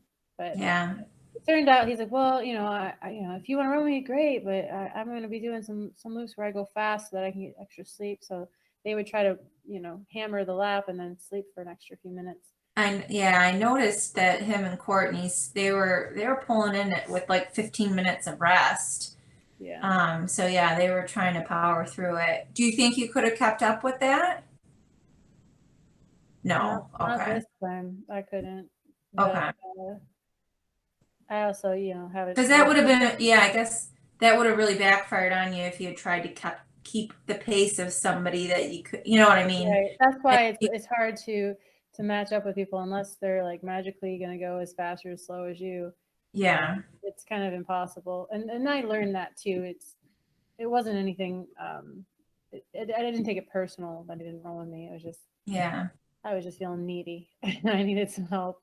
I felt sad when you said that. I was like, oh man. Yeah, he didn't fail me. I was having a high expectations because I thought maybe he would. Perhaps Yeah. a lot of people, especially the veterans, weren't really used to it being a team event. You know, it's normally an event where they go out and you're facing off against another person. You don't really want to help the competitor. But this time it was the team belt and the team event, and the people that came into it were looking at it that way. Aaron, Sarah, the new people, and Gabe, and wanted to really push that, you know, the team aspect. But you know, Yeah. perhaps not as much. Okay. That seems, yeah, I mean, just hearing the description, that seems to be my impression of it too. So yeah. Did now I think it was Amelia right before she pulled like a really fast night loop. I think she had a 15-minute or more rest. The loop just before she stopped. So she did like a super fast loop, then she ran one more, and then she was done. So I think you might be talking about Maggie. oh, okay, maybe, yeah, okay, maybe I'm thinking Maggie then. Yeah, she was having a real tough time with her injury. Okay. She I was wanted just to come in and get surprised. taped. You know, when they're doing fast loops, there's normally a reason for it. And I know they tried to tape her leg, her hamstring at one point, and it didn't work. And then they had some other ideas of how they wanted to get it to adhere. And so I think she came in a little bit faster to see if they could do something about that. Oh, okay. All right. Because, yeah, when I was watching, I would go to bed and then I'd wake up at least like 3 times in the middle of the night. I didn't even set an alarm or anything. I was just like, pop, wide awake. And I'd look at my phone and I'd be like, holy crap, they're still running. And then I'd put it down and try to go back to sleep. And I saw that lap of hers and I was like, oh my God, like she really pulled a fast one. She like must be feeling great or something. And then, you know, a lap or 2 later and she was done. Now I was like, oh my God, Sarah's still running, you know, like, and that's how I looked at it, like every single time I woke up, like, holy crap. So yeah, it was tons of fun for me. I'm sorry you guys were having the tough time, but all the spectators I think were loving that format. You know, I think the team, there was lots of comments about how people are hoping that next year's Bigs follows the same format, you know, with it being country versus country and trying to get that team approach again. So I hope I think they're talking about bringing all the winners from each of the countries to Tennessee once we can travel again. And I think that would be a cool to do a final Carl from Belgium on his flat course or his, you know, setup compete the same on a Big's backyard. Another aspect I don't think we talked about is the whole time difference too, because I don't necessarily think it was the flat course. I'm sure that helped, but the way the timings, you know, the timing worked out as the Belgian team. It was during the day for them while Courtney and Harvey were battling through the night, and through the night it's harder. The night is what kills you and takes you out. So perhaps that was a factor as well. Yeah, and I know some countries had some bad weather. Mm-hmm. You know, you guys didn't have any rain, did you? It was great. Yeah, you guys had great weather. I think it started raining in Belgium like that last morning, but it didn't even look like it was raining very hard as far as the video feed went. But were you guys following the other countries during the race? On the site, yeah, they would let us know like kind of what place we were in, and I think at the beginning of the second night, Laz came by and I was trying to rest in one of the early laps, and he said if we can get our 6 runners to morning, we could tie or something or take third. Take third. Okay. His motivation, and I think that kind of stuck in my head for also trying to get through the morning. The streaming there wasn't very good, the connectivity, so we didn't have as much access as you guys did. But I did go over to Mike's tent. I know he was entering all the data, and I'd get some information from him, see what they were doing. Yeah, because I mean, I would imagine that would be motivating if you were struggling and you knew like, okay, if you just keep going, I then think you that's pull the the biggest whole thing. team ahead. I think the biggest thing for me, because I was struggling to try and figure out what to say to Sarah, how to keep her going, and I went up to Mike, and he just gave me some ideas to say, listen, there's this statistic and that statistic, rattled it off for her. Went in the history of backyards, she's on her 44th loop. There are only, 4 people that's tied for 4th or something like that ever. Oh yeah. When you rattle those off and realize what a monumental effort it was, then I think you start to realize that her accomplishment for her first Big's backyard and coming out of nowhere, what she achieved is world class. Yeah, that's awesome. It is so impressive. I can't wait to see what you do next year too. So I'm sure you're gonna be back. I'm sure you're gonna be back. Well, I'm sure you're gonna win the golden ticket at our event. I have anything to say about it. Oh, are you? All right, that's it. Bring it. Let's go. I like that. I'm sure. Megan's going to compete against her. We'll see if they let Sarah in anyway. So then that'll be. You're just not allowed to register. Yeah, and Chris, I know he's got his eye on it. He's being teased by his friends. Yeah. Face for long enough. Mike. I think Mike is gonna come with guns blazing too. Mike, I hope so. He wanted it bad, I think, and he's gonna want it bad next year. He's gonna be secretly doing some training he's not gonna tell us about and try to. Well, we'll see how he does in November if he goes to the one he signed up for. Oh, that's right. Yeah. Is that one he signed up for? Which one is it called? Was it in Ohio? I don't know. It's November 14th, I think he said. I think it was in southern Ohio somewhere. I think he said, but yeah, we'll have to keep tabs on him. Well, I know Aaron qualified from Capital Backyard Ultra, and I know that's in Ohio, but I'm not sure if there's more than one. Oh, okay. I couldn't imagine there'd be more than one in Ohio with a golden ticket. Where's Bob's Bob's Big Timber or whatever? Yeah, maybe that's the one. Let me look it up. I don't think that's in Ohio, though. I'm not sure what state that's in. I think it was delayed to the 14th. Oh, okay. And what state is it? Don't know. Yeah, I mean, you're gonna have some people who want it too, but I don't have many people who can run over 200 miles. Do we? Well, I don't know. They don't know they can until they do. That's for sure. Hang on a sec. My dog's trying. Inside. Go. They want in. They want out. All right. Yeah. I don't know. I don't know that many people are gonna run 200 miles, Sarah. Yeah. Well, we'll see. You never know until you get there, and so definitely not something you go in thinking about. I think from the start, you just kind of take it as it goes. Right. Now, but to get into Biggs, you don't necessarily have to have a golden ticket, do you? Correct. You can be invited by him? You can, yeah. Okay. If you put in a stellar performance, then you may well get invited back. He's totally gonna invite you back because I think he wants to see what else you're gonna do. I think the chances are high, but there's nothing official. Yeah. Well, I hope he does. Oh.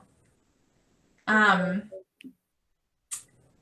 trying to think of what else I wanted to ask you. We covered a lot.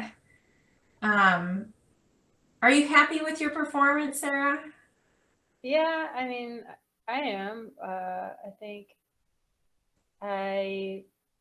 next time will not let myself quit because of mental reasons. Okay. I think I'll go back out for another loop if I can finish the loop, then even if there's only a minute or so, I'll go back out and see what happens. I'll let myself get timed out by the clock before I retire to the chair. Yeah. Okay. All right. And I know you guys are happy with her performance. Cool. You know, Right. I'm blown away by her performance, but I don't think she gave it everything she had. I think she didn't. She had more. She was Okay. looking strong, and I think she needed to work on her mental game. Yeah. I'm not to say I wasn't proud because I was basically bawling for the last 3 or 4 loops and with Yeah. pride and I was so happy. And I wasn't the only one there. There were, there were Gabe's friends were, everybody was emotional. They realized what an incredible effort that was. Yeah. It's not something I could do. I don't think I could hit that kind of mileage. And look the way Sarah did. She looked so strong and ready to go for more. So when she came in and she didn't want to go again because she was mentally not in the right state. When she'd made it to the morning, I'm like, I know you can do this. What have we got to do to get you there? stubborn. Did you try to talk her out of it? Well, she tricked yeah. me. She tricked me, you see, because I'd done everything. I really wanted her to hit that 48, that 200 miles. Yeah. And I'd actually lined up Mike Dobies to come in and give her a really good speech when she came in, pep talk on mile 48. He was ready, but she like sandbagged it right to the end, like waited for Gabe and came in with when the whistles were going. I knew Gabe might not even make it because he was really, really slowing. And I told you he saved me in the night and gave me company. And I swear I probably wouldn't have made it through the morning without Gabe. So when we both were done, we were talking about not going back out for another. Mhm. Like, yeah, I'm done too. And it was sweet that she did, seeing him in. Yeah. That last loop, I should have kept running and left him, but I didn't want to finish it without him. Okay. And then when it took us, he came in at 59, and I waited. Everyone saw me, and they're like, "Come on, cross!" I'm like, "I'm not crossing until Gabe gets here." And that gave us no chance to get And Dobie in for a pep talk. If Gabe goes again, I'll go again. But I felt like he was the only reason I was able to get to that point. And if he's done, then there's no way why bother go out for one more? I'm done. And it's easy to say from the perspective of like, you can go out for one more, but that is a difficult ask when you've been running for 2 days, and 200 miles is a massive number. Yeah. Everything aches. Your feet are screaming. You just want to lay down and sleep and be done. And for so many loops and so many hours, I struggled in the night. I felt pretty beat up by that. Yeah. It's not like you had one bad loop and you're like, all right, I'm done. Like it was, yeah. It was a battle to get to the morning. And then, I mean, now after a rest and after looking back on it all, I can say, yeah, I should have gone out for more. There was no reason I couldn't have, but it's easy to say that after the fact. I know that if she had got out on that trail, right. The thing is I don't think I was scared of timing out. I was scared of not timing out. Yeah. She would have gone. Like, I gotta keep going. Yeah, she would have gone all day without a doubt. She would. I was too scared that I was gonna do okay and have to keep going. I'm like, I don't want to keep going anymore. I'm done. Yeah. Cheated. If I got in with enough time, they were gonna try and talk me into it, and I was gonna go back out there, and then I was gonna finish it again, and then like, when does it end? So what I realize now is that you have to, before those big milestones, you have to have a chat the previous loop to give you a reason to go past that. That how do you, because I know if you're running long distances and you set your mind on 30 miles.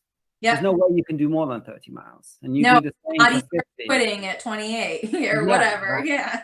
200 and I got to it and I was done. And yeah. So that was what got me through the night, and there was no going past it. Yeah.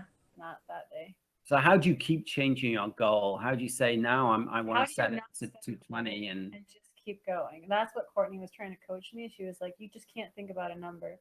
You just got to keep taking it one at a time and stay so present. And it's so hard. And that's easy to say for someone who's done it a bunch of times. Right. I think like you guys were talking about the confidence now that you've gained by meeting your goal.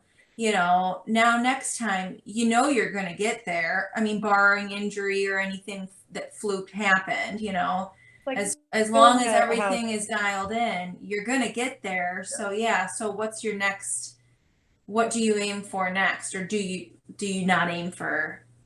I think number. past that, there's nothing else other than a win. I mean, you go past Just go 2 into days, Yeah, people are going to start You picking off. after be the that. last How hard one. is it, right? What's one Right? more? I mean, yeah, it's so easy for us to say. I'm not running it. Well, go for it. Can't be that bad. But yeah, it's definitely it's interesting the limits your body thinks it has when you have that mindset that okay, I'm gonna get to my goal. I'm almost there, and you really can't go anymore.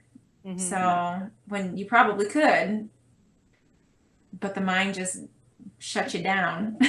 Totally mental. Yeah. I knew that going into it, but I really learned it. Yeah. So what's your recovery been looking like? Have you run? No, Okay.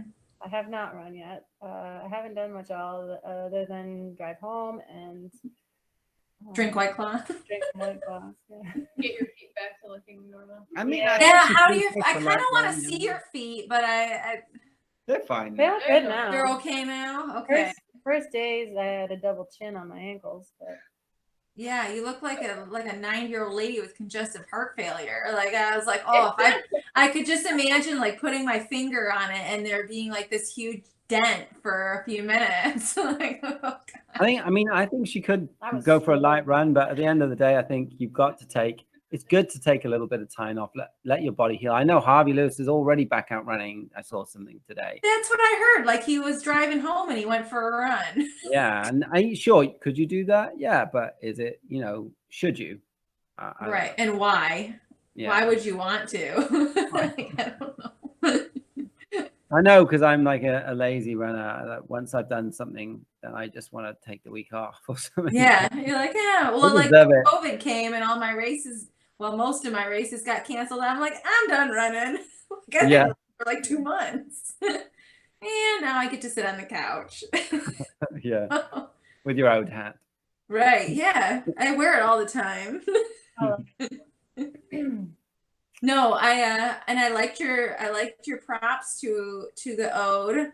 On camera I saw you with your ode hat and your puffy coat. Oh yeah. Yeah. It was used to keep warm for sure. The first day was the coldest, so. Yeah.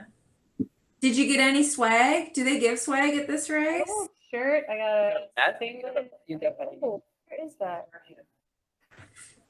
Oh yeah. I Do you get something that says I ran bigs and like got this.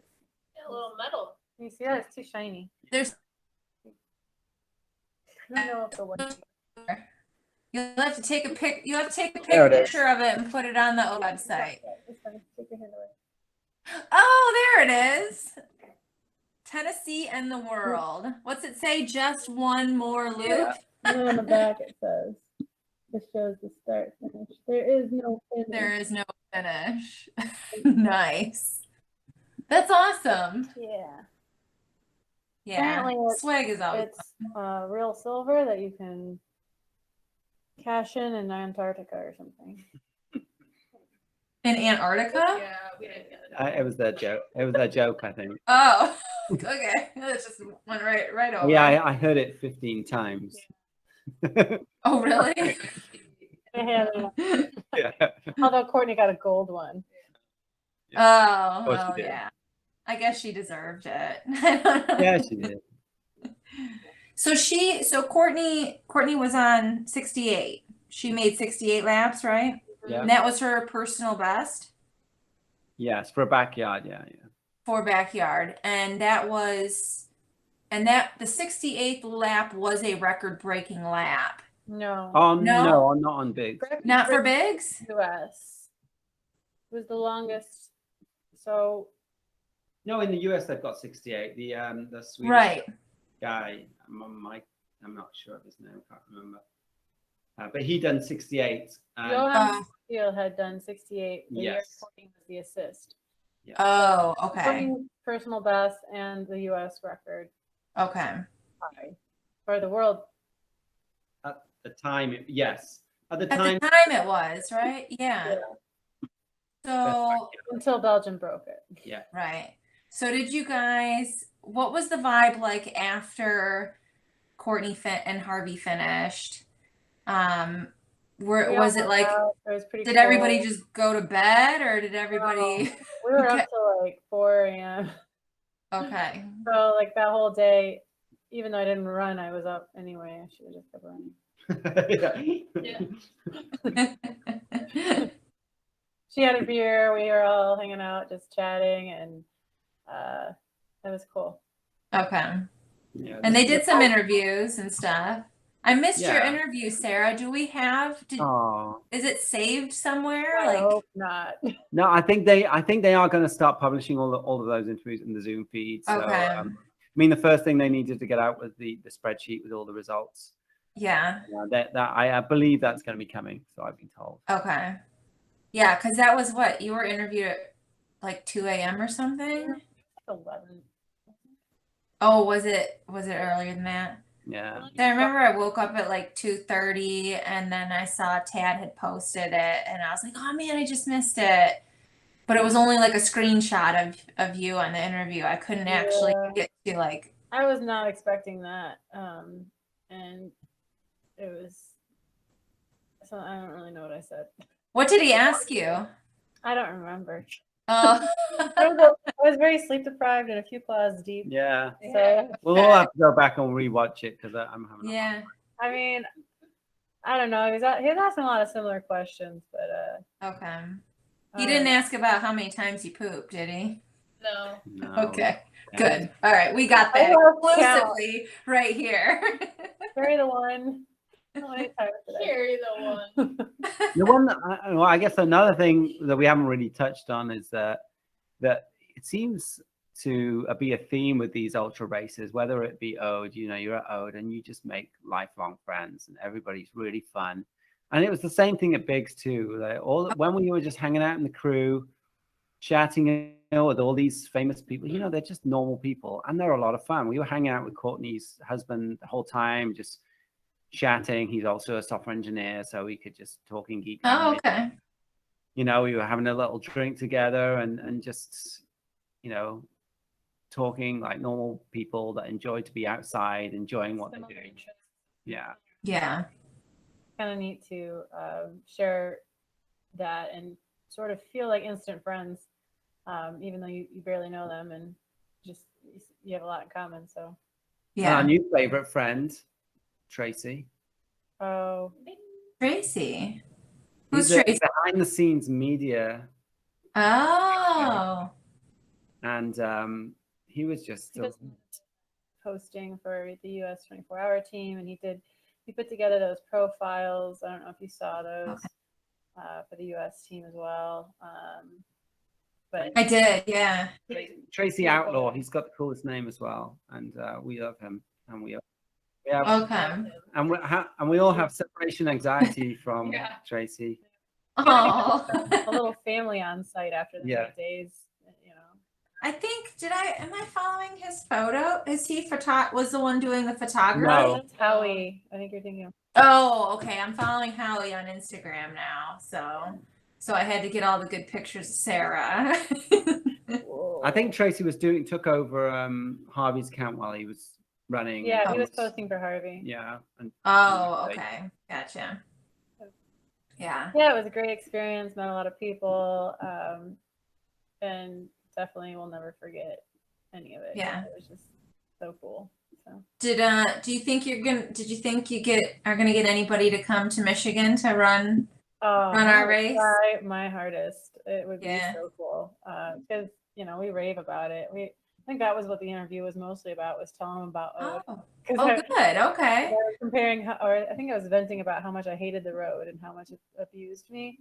Okay. And I used to think the Ode road was bad, but now I love it.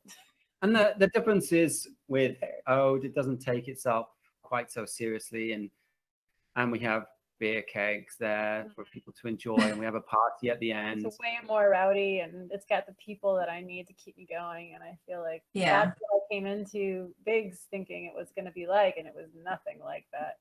So Okay. people. And I told Tad today we want to see if we can get a silent disco going as well. I think that would be a lot of fun, That'd be hilarious. wouldn't it? Yeah. Then the runners could get their sleep while we have a bit of a Why party. you guys disco? Yeah. Yeah, and The I crew think, will you know, be completely useless if he does that. I mean, by the time I was done with my 8 hours, my husband was basically useless from the beer kegs. I was like, don't keep giving him beers. He's got to come get me food and stuff. but you know what? It's the most fun ever. So Yeah, that's it what is. it should be about, right? It doesn't have to take itself seriously. No. Yeah. So Well, do you think in non-COVID time, like, I mean, were you asking the other runners, is it always like that at Biggs, or was it the Yeah, lack I of think so. being able to have other people there? I think it's a bit of both, but I think it's because it is the ultimate, tournament. It's a serious one where you're gonna, take it all or leave it. So Okay. I kind of looking back, I think it makes sense, but you're there to prove yourself to everyone, and so it kind of needs to be a little more serious. But I definitely love the ode. Yeah. And want to keep it going longer this year, next year. Yeah. Well, I think you might be able to. I don't know. Anything can happen at the backyard. Bunny over here might take it. Yeah. You're only as good as the assist, though, right? Exactly right. Yeah. Yeah. When I'll try not to keep you guys too much longer, but I was lucky enough to be awake when Courtney came in on that lap, finishing her last lap, and she looked a little bit disappointed. I mean, she looked like she was trying to be happy. I guess that was my take on it. Do you think she was bummed that she couldn't keep going? I don't think. Well, I mean, maybe I asked her that actually, and she did kind of just say, "Well, that's the format. It only goes as long as there's two." And I mean, I think she's just accepting of what there's no Okay. she went as hard as she could. But yeah, I asked her that. She seemed hungry for more, but Yeah. it also could have been, she was 3 days on her feet and Yeah. a little phased by it, not totally because she seemed fine, but Or maybe she's just got a really good poker face. But she looked, and she said she was not feeling tired at all. So she Okay. had some left. she had a lot left. Yeah. Yeah. Yeah. I just, Back though too, because Harvey was looking so good, and then He really was. And then he yeah, that I was really surprised. Yeah, we didn't really see it coming, so maybe that's where you got picked up on that. I think they were both dead set to go the 72, and so maybe it was more of a surprise that it's over now. Yeah. Oh. And I think they were talking. Right. Courtney was talking with Maggie afterwards, and Maggie had won it previously. She said, "Yeah, it just kind of fizzles out at the end where it's over, and you don't see it coming." Anticlimactic, where it's Yeah. like, Now what do I do? Right. I guess we'll Yeah, I guess it's time. go to sleep. Sure. it's a weird pace, but it's definitely addicting. Yeah. Did you guys watch Carl finish then? Or I say his name No, Carl, I don't know, but you weren't up? We finally went to bed around 4, got up at 10, Okay. and then went back to the site to clean up. I felt like his finish looked like Courtney's finish. Like the Yeah. same thing. He finished and he was like, I can still go. all right. Like now what do I do? Where's my champagne? He looked like he hadn't even busted a sweat the entire time. So Right. But it was, middle of the day, so yes. so. Yeah. But I mean, these are excellent runners at the end of the day. He's at Barkley. I'm not sure how many loops he's done on Barkley, but he's he has done Barkley before, right? So they're not, that's it, to finish that thing. It's like 60 hours. So Yeah. he's obviously used to that kind of distance. Yeah. And he's kind of, you have your girl crushes, and he's kind of my runner crush because he was the Appalachian Trail. He has Yeah. FKT, yeah. But I didn't realize that Harvey and him attempted the FKT on the same year. Really? Yeah, so they both were out there trying for the Appalachian Trail FKT in 2018, and Harvey did really well. I think he did it in 50 days, but the record, I think the record was 48 or 46, and Carl did break it. So so yeah, he's like my little crush. But yeah, so I mean, I kept thinking like, oh man, those guys who've done like those real long distance trails and they're running, 50 miles every day for 50 days, they get a little bit more sleep than a backyard, obviously, but it's extended for a long time. Those things are definitely not spectator sports either, whereas the backyard definitely is. Yes, yeah. Yeah, I mean, you can follow it, but it wasn't, not anything as exciting as this kind of format. So, Right. yeah. All right, guys. I'm just so astounded. I can't think of any other questions to ask you. Yeah, thanks for taking the time. And Yeah, thank you guys. And if you think of anything else you want to share, please let me know, and we can get back on and talk some more. But yeah, keep us updated as far as your recovery goes, Sarah. And what are you going to train for next? well, we're going to Rocky in February. Just for a minute. Oh, We're nice. all Rocky Raccoon, so Yeah, yeah. Rock the Rocky. Game on. and we're all racing it. We're Yep. not messing around. Oh, and you guys are against each other? Oh yeah, Yeah. for sure, yeah. Okay. No, we're all just gonna try and do our best. I mean, Sarah's gonna win most likely, Yeah. but we're gonna give it a shot. You know? Maybe she'll eat something bad that day. Huh? You Right, never if I know. beat her, then yes. Maybe she'll be trying tailwind and it just will not go well. I don't know. Yeah. Maybe I'll get a tailwind from it. Right. Yeah, it could go bad. You never know. So Mhm. that's the beauty of it. Sarah has to update her 1,000 followers on Instagram now, so she's Oh gonna yeah. be able to catch up with that. Yes. She's a Yeah. mini celebrity.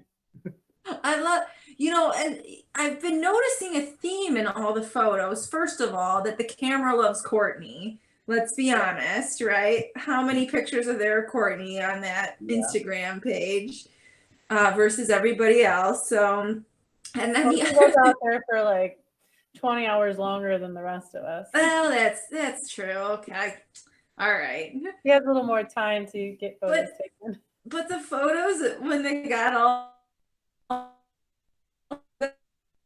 the girls together, Sarah's always chewing something. Oh my And god. everybody else is like got big I'm smiles, and always Sarah's got like this doing- serious look. The one where like we were like, Sarah's all business, and you're like, yeah, I was eating. I have a burrito in my mouth. I'd go They kept out, catching you with I would walk food. up with my sandwiches or my burrito, and Courtney would go, "You nomming again?" Yeah. Oh, I wanted to ask you, why are you Sarasaurus? You don't know this one? This is because of the ode. No, I did not know that. Oh, the ode named me Sarasaurus. Oh, I thought you said Courtney named you Sarasaurus. She started calling me Sarasaurus because I told her about it. Oh, okay. There Tell me is this. a feature at the Ode Trail. I won't tell you where. You'll have to find it the next time you run it.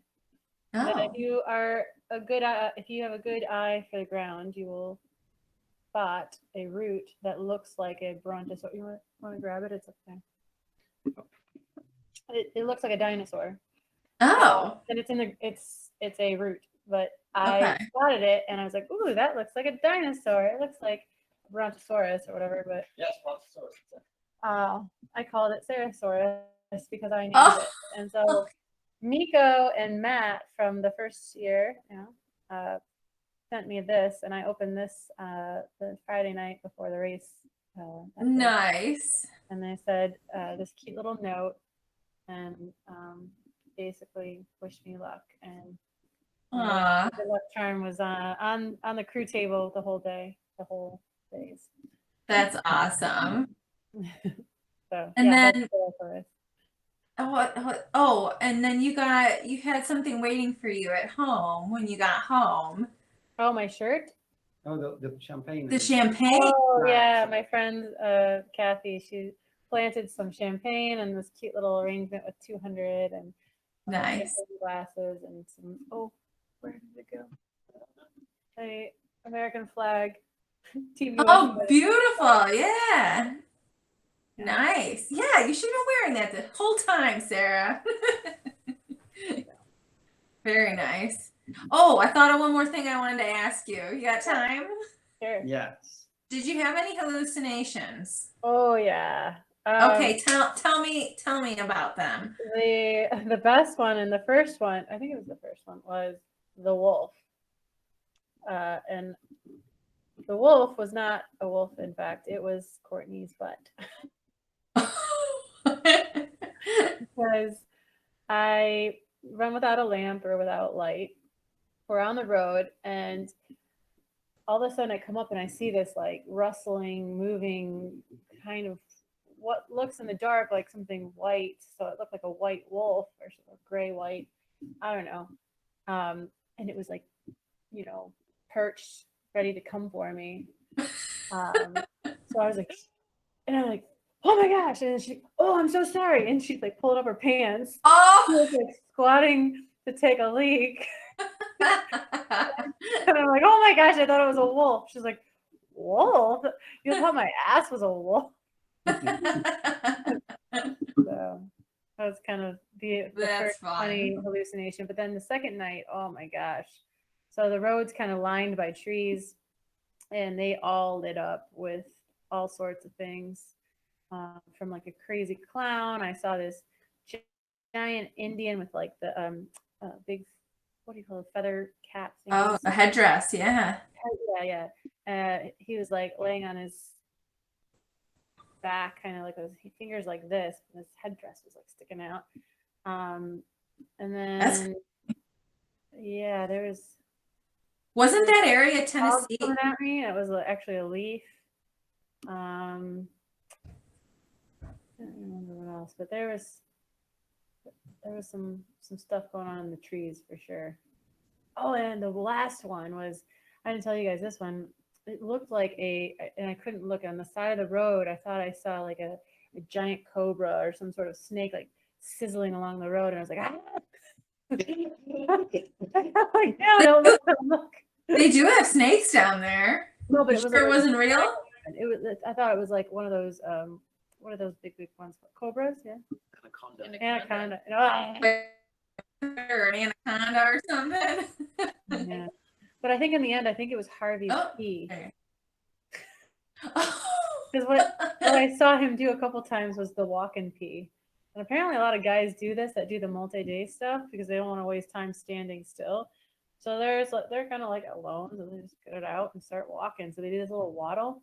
So I could see him up ahead because he'd leave his headlamp on. So I could see him lighting it up but waddling along. And then I come along this little trail of swervy wetness, and it lasts for like, 10, 20 yards. Yeah. Or maybe that nice. was a snake. But yeah, the wolf was Did oh yeah. Especially since you caught someone going to the bathroom. That's always fun. It's me. Harvey, when Harvey stopped, it was because of hallucinations, they said. Or they said he was confused. He was very disoriented. Okay. But Were you he didn't feel safe out there. He was wobbling all over the road. Yeah, and if you fall and oh, okay. you don't have your arms to catch you and you're that out of control, that's not good. Okay. Were you scared by any of your hallucinations, or did you know, like, oh, I'm just seeing things, whatever? I don't know. I just embraced those. Yeah. Okay. The one that's kind of spooky was the snake. Okay. And the wolf at first, but you were startled. Yeah. I thought something was coming at me. Yeah. But then, because at first it looked like just something I made with my eyes, and then I realized that there was something moving, and then it kind of scared me. Right. Did other people talk about their hallucinations? Or did you not really hear Someone about had it? a few at the end. I forget what she was saying though. Yeah, But that's a pretty common thing, yeah. especially at nighttime. Oh, for sure at nighttime. Okay. Did you ever have that at the Ode? Um, yeah, I can't remember now what they were, but there's definitely stuff in the trees at nighttime. One Okay. night isn't really enough to really get them going. That's why I was curious if it's something that is usually like a post 24 hour and Well, it can happen in one night. It can happen in one night. Yeah, for sure can. I'm just thinking with your second night, you probably, yeah, they're more prominent, right? yeah. Well, I would imagine that you know anybody would make things out of shadows and stuff, but for you to see Yeah. specific things like that, yeah, that's pretty interesting. So interesting what the mind can do. Right? Yeah. Yeah. Both in seeing things and doing things. Yeah. All right, you guys. I think I'm gonna let you go. Thank And you.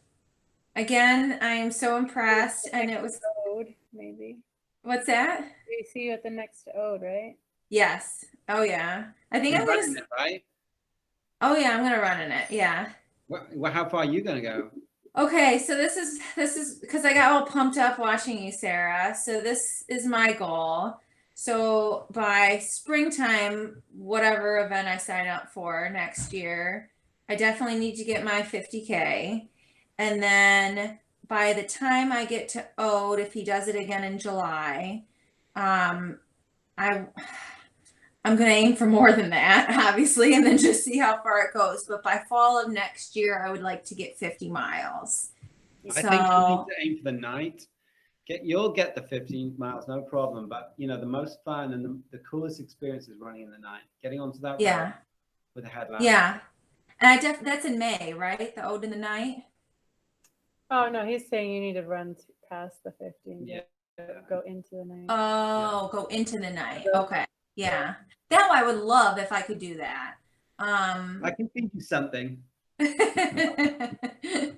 I Come over to my tent. right.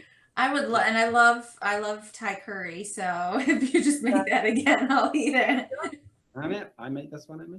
Yeah. So that's what I'm thinking. Good girl, it's happening. Just put your Yeah. mind to it and you'll do it. Yeah. Decide So now. I think that's attainable in a year as long as I keep up my base and stuff. So Sure. we'll see. I don't know. Good luck with that. And I look forward Thanks. to Yeah. getting Yeah. You guys will see me in together. definitely in February for the snow run. January. Oh, January. Okay. Yeah. Cool. Yeah. Look forward to I'd it. like to do the snow.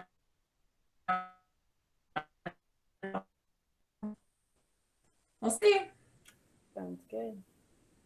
Oh, are you froze? A little bit, yeah. You froze a little bit. All right, a little bit. Well, you guys have a good night, and I'm sure we'll be talking again soon at some point. And yeah, just congratulations again. And I know from the whole Ode family, we are very proud of you, Sarah, for representing. So, all right. I'll see you soon and take care for now. All right. Have a good night. Bye, guys. Thank you. Bye.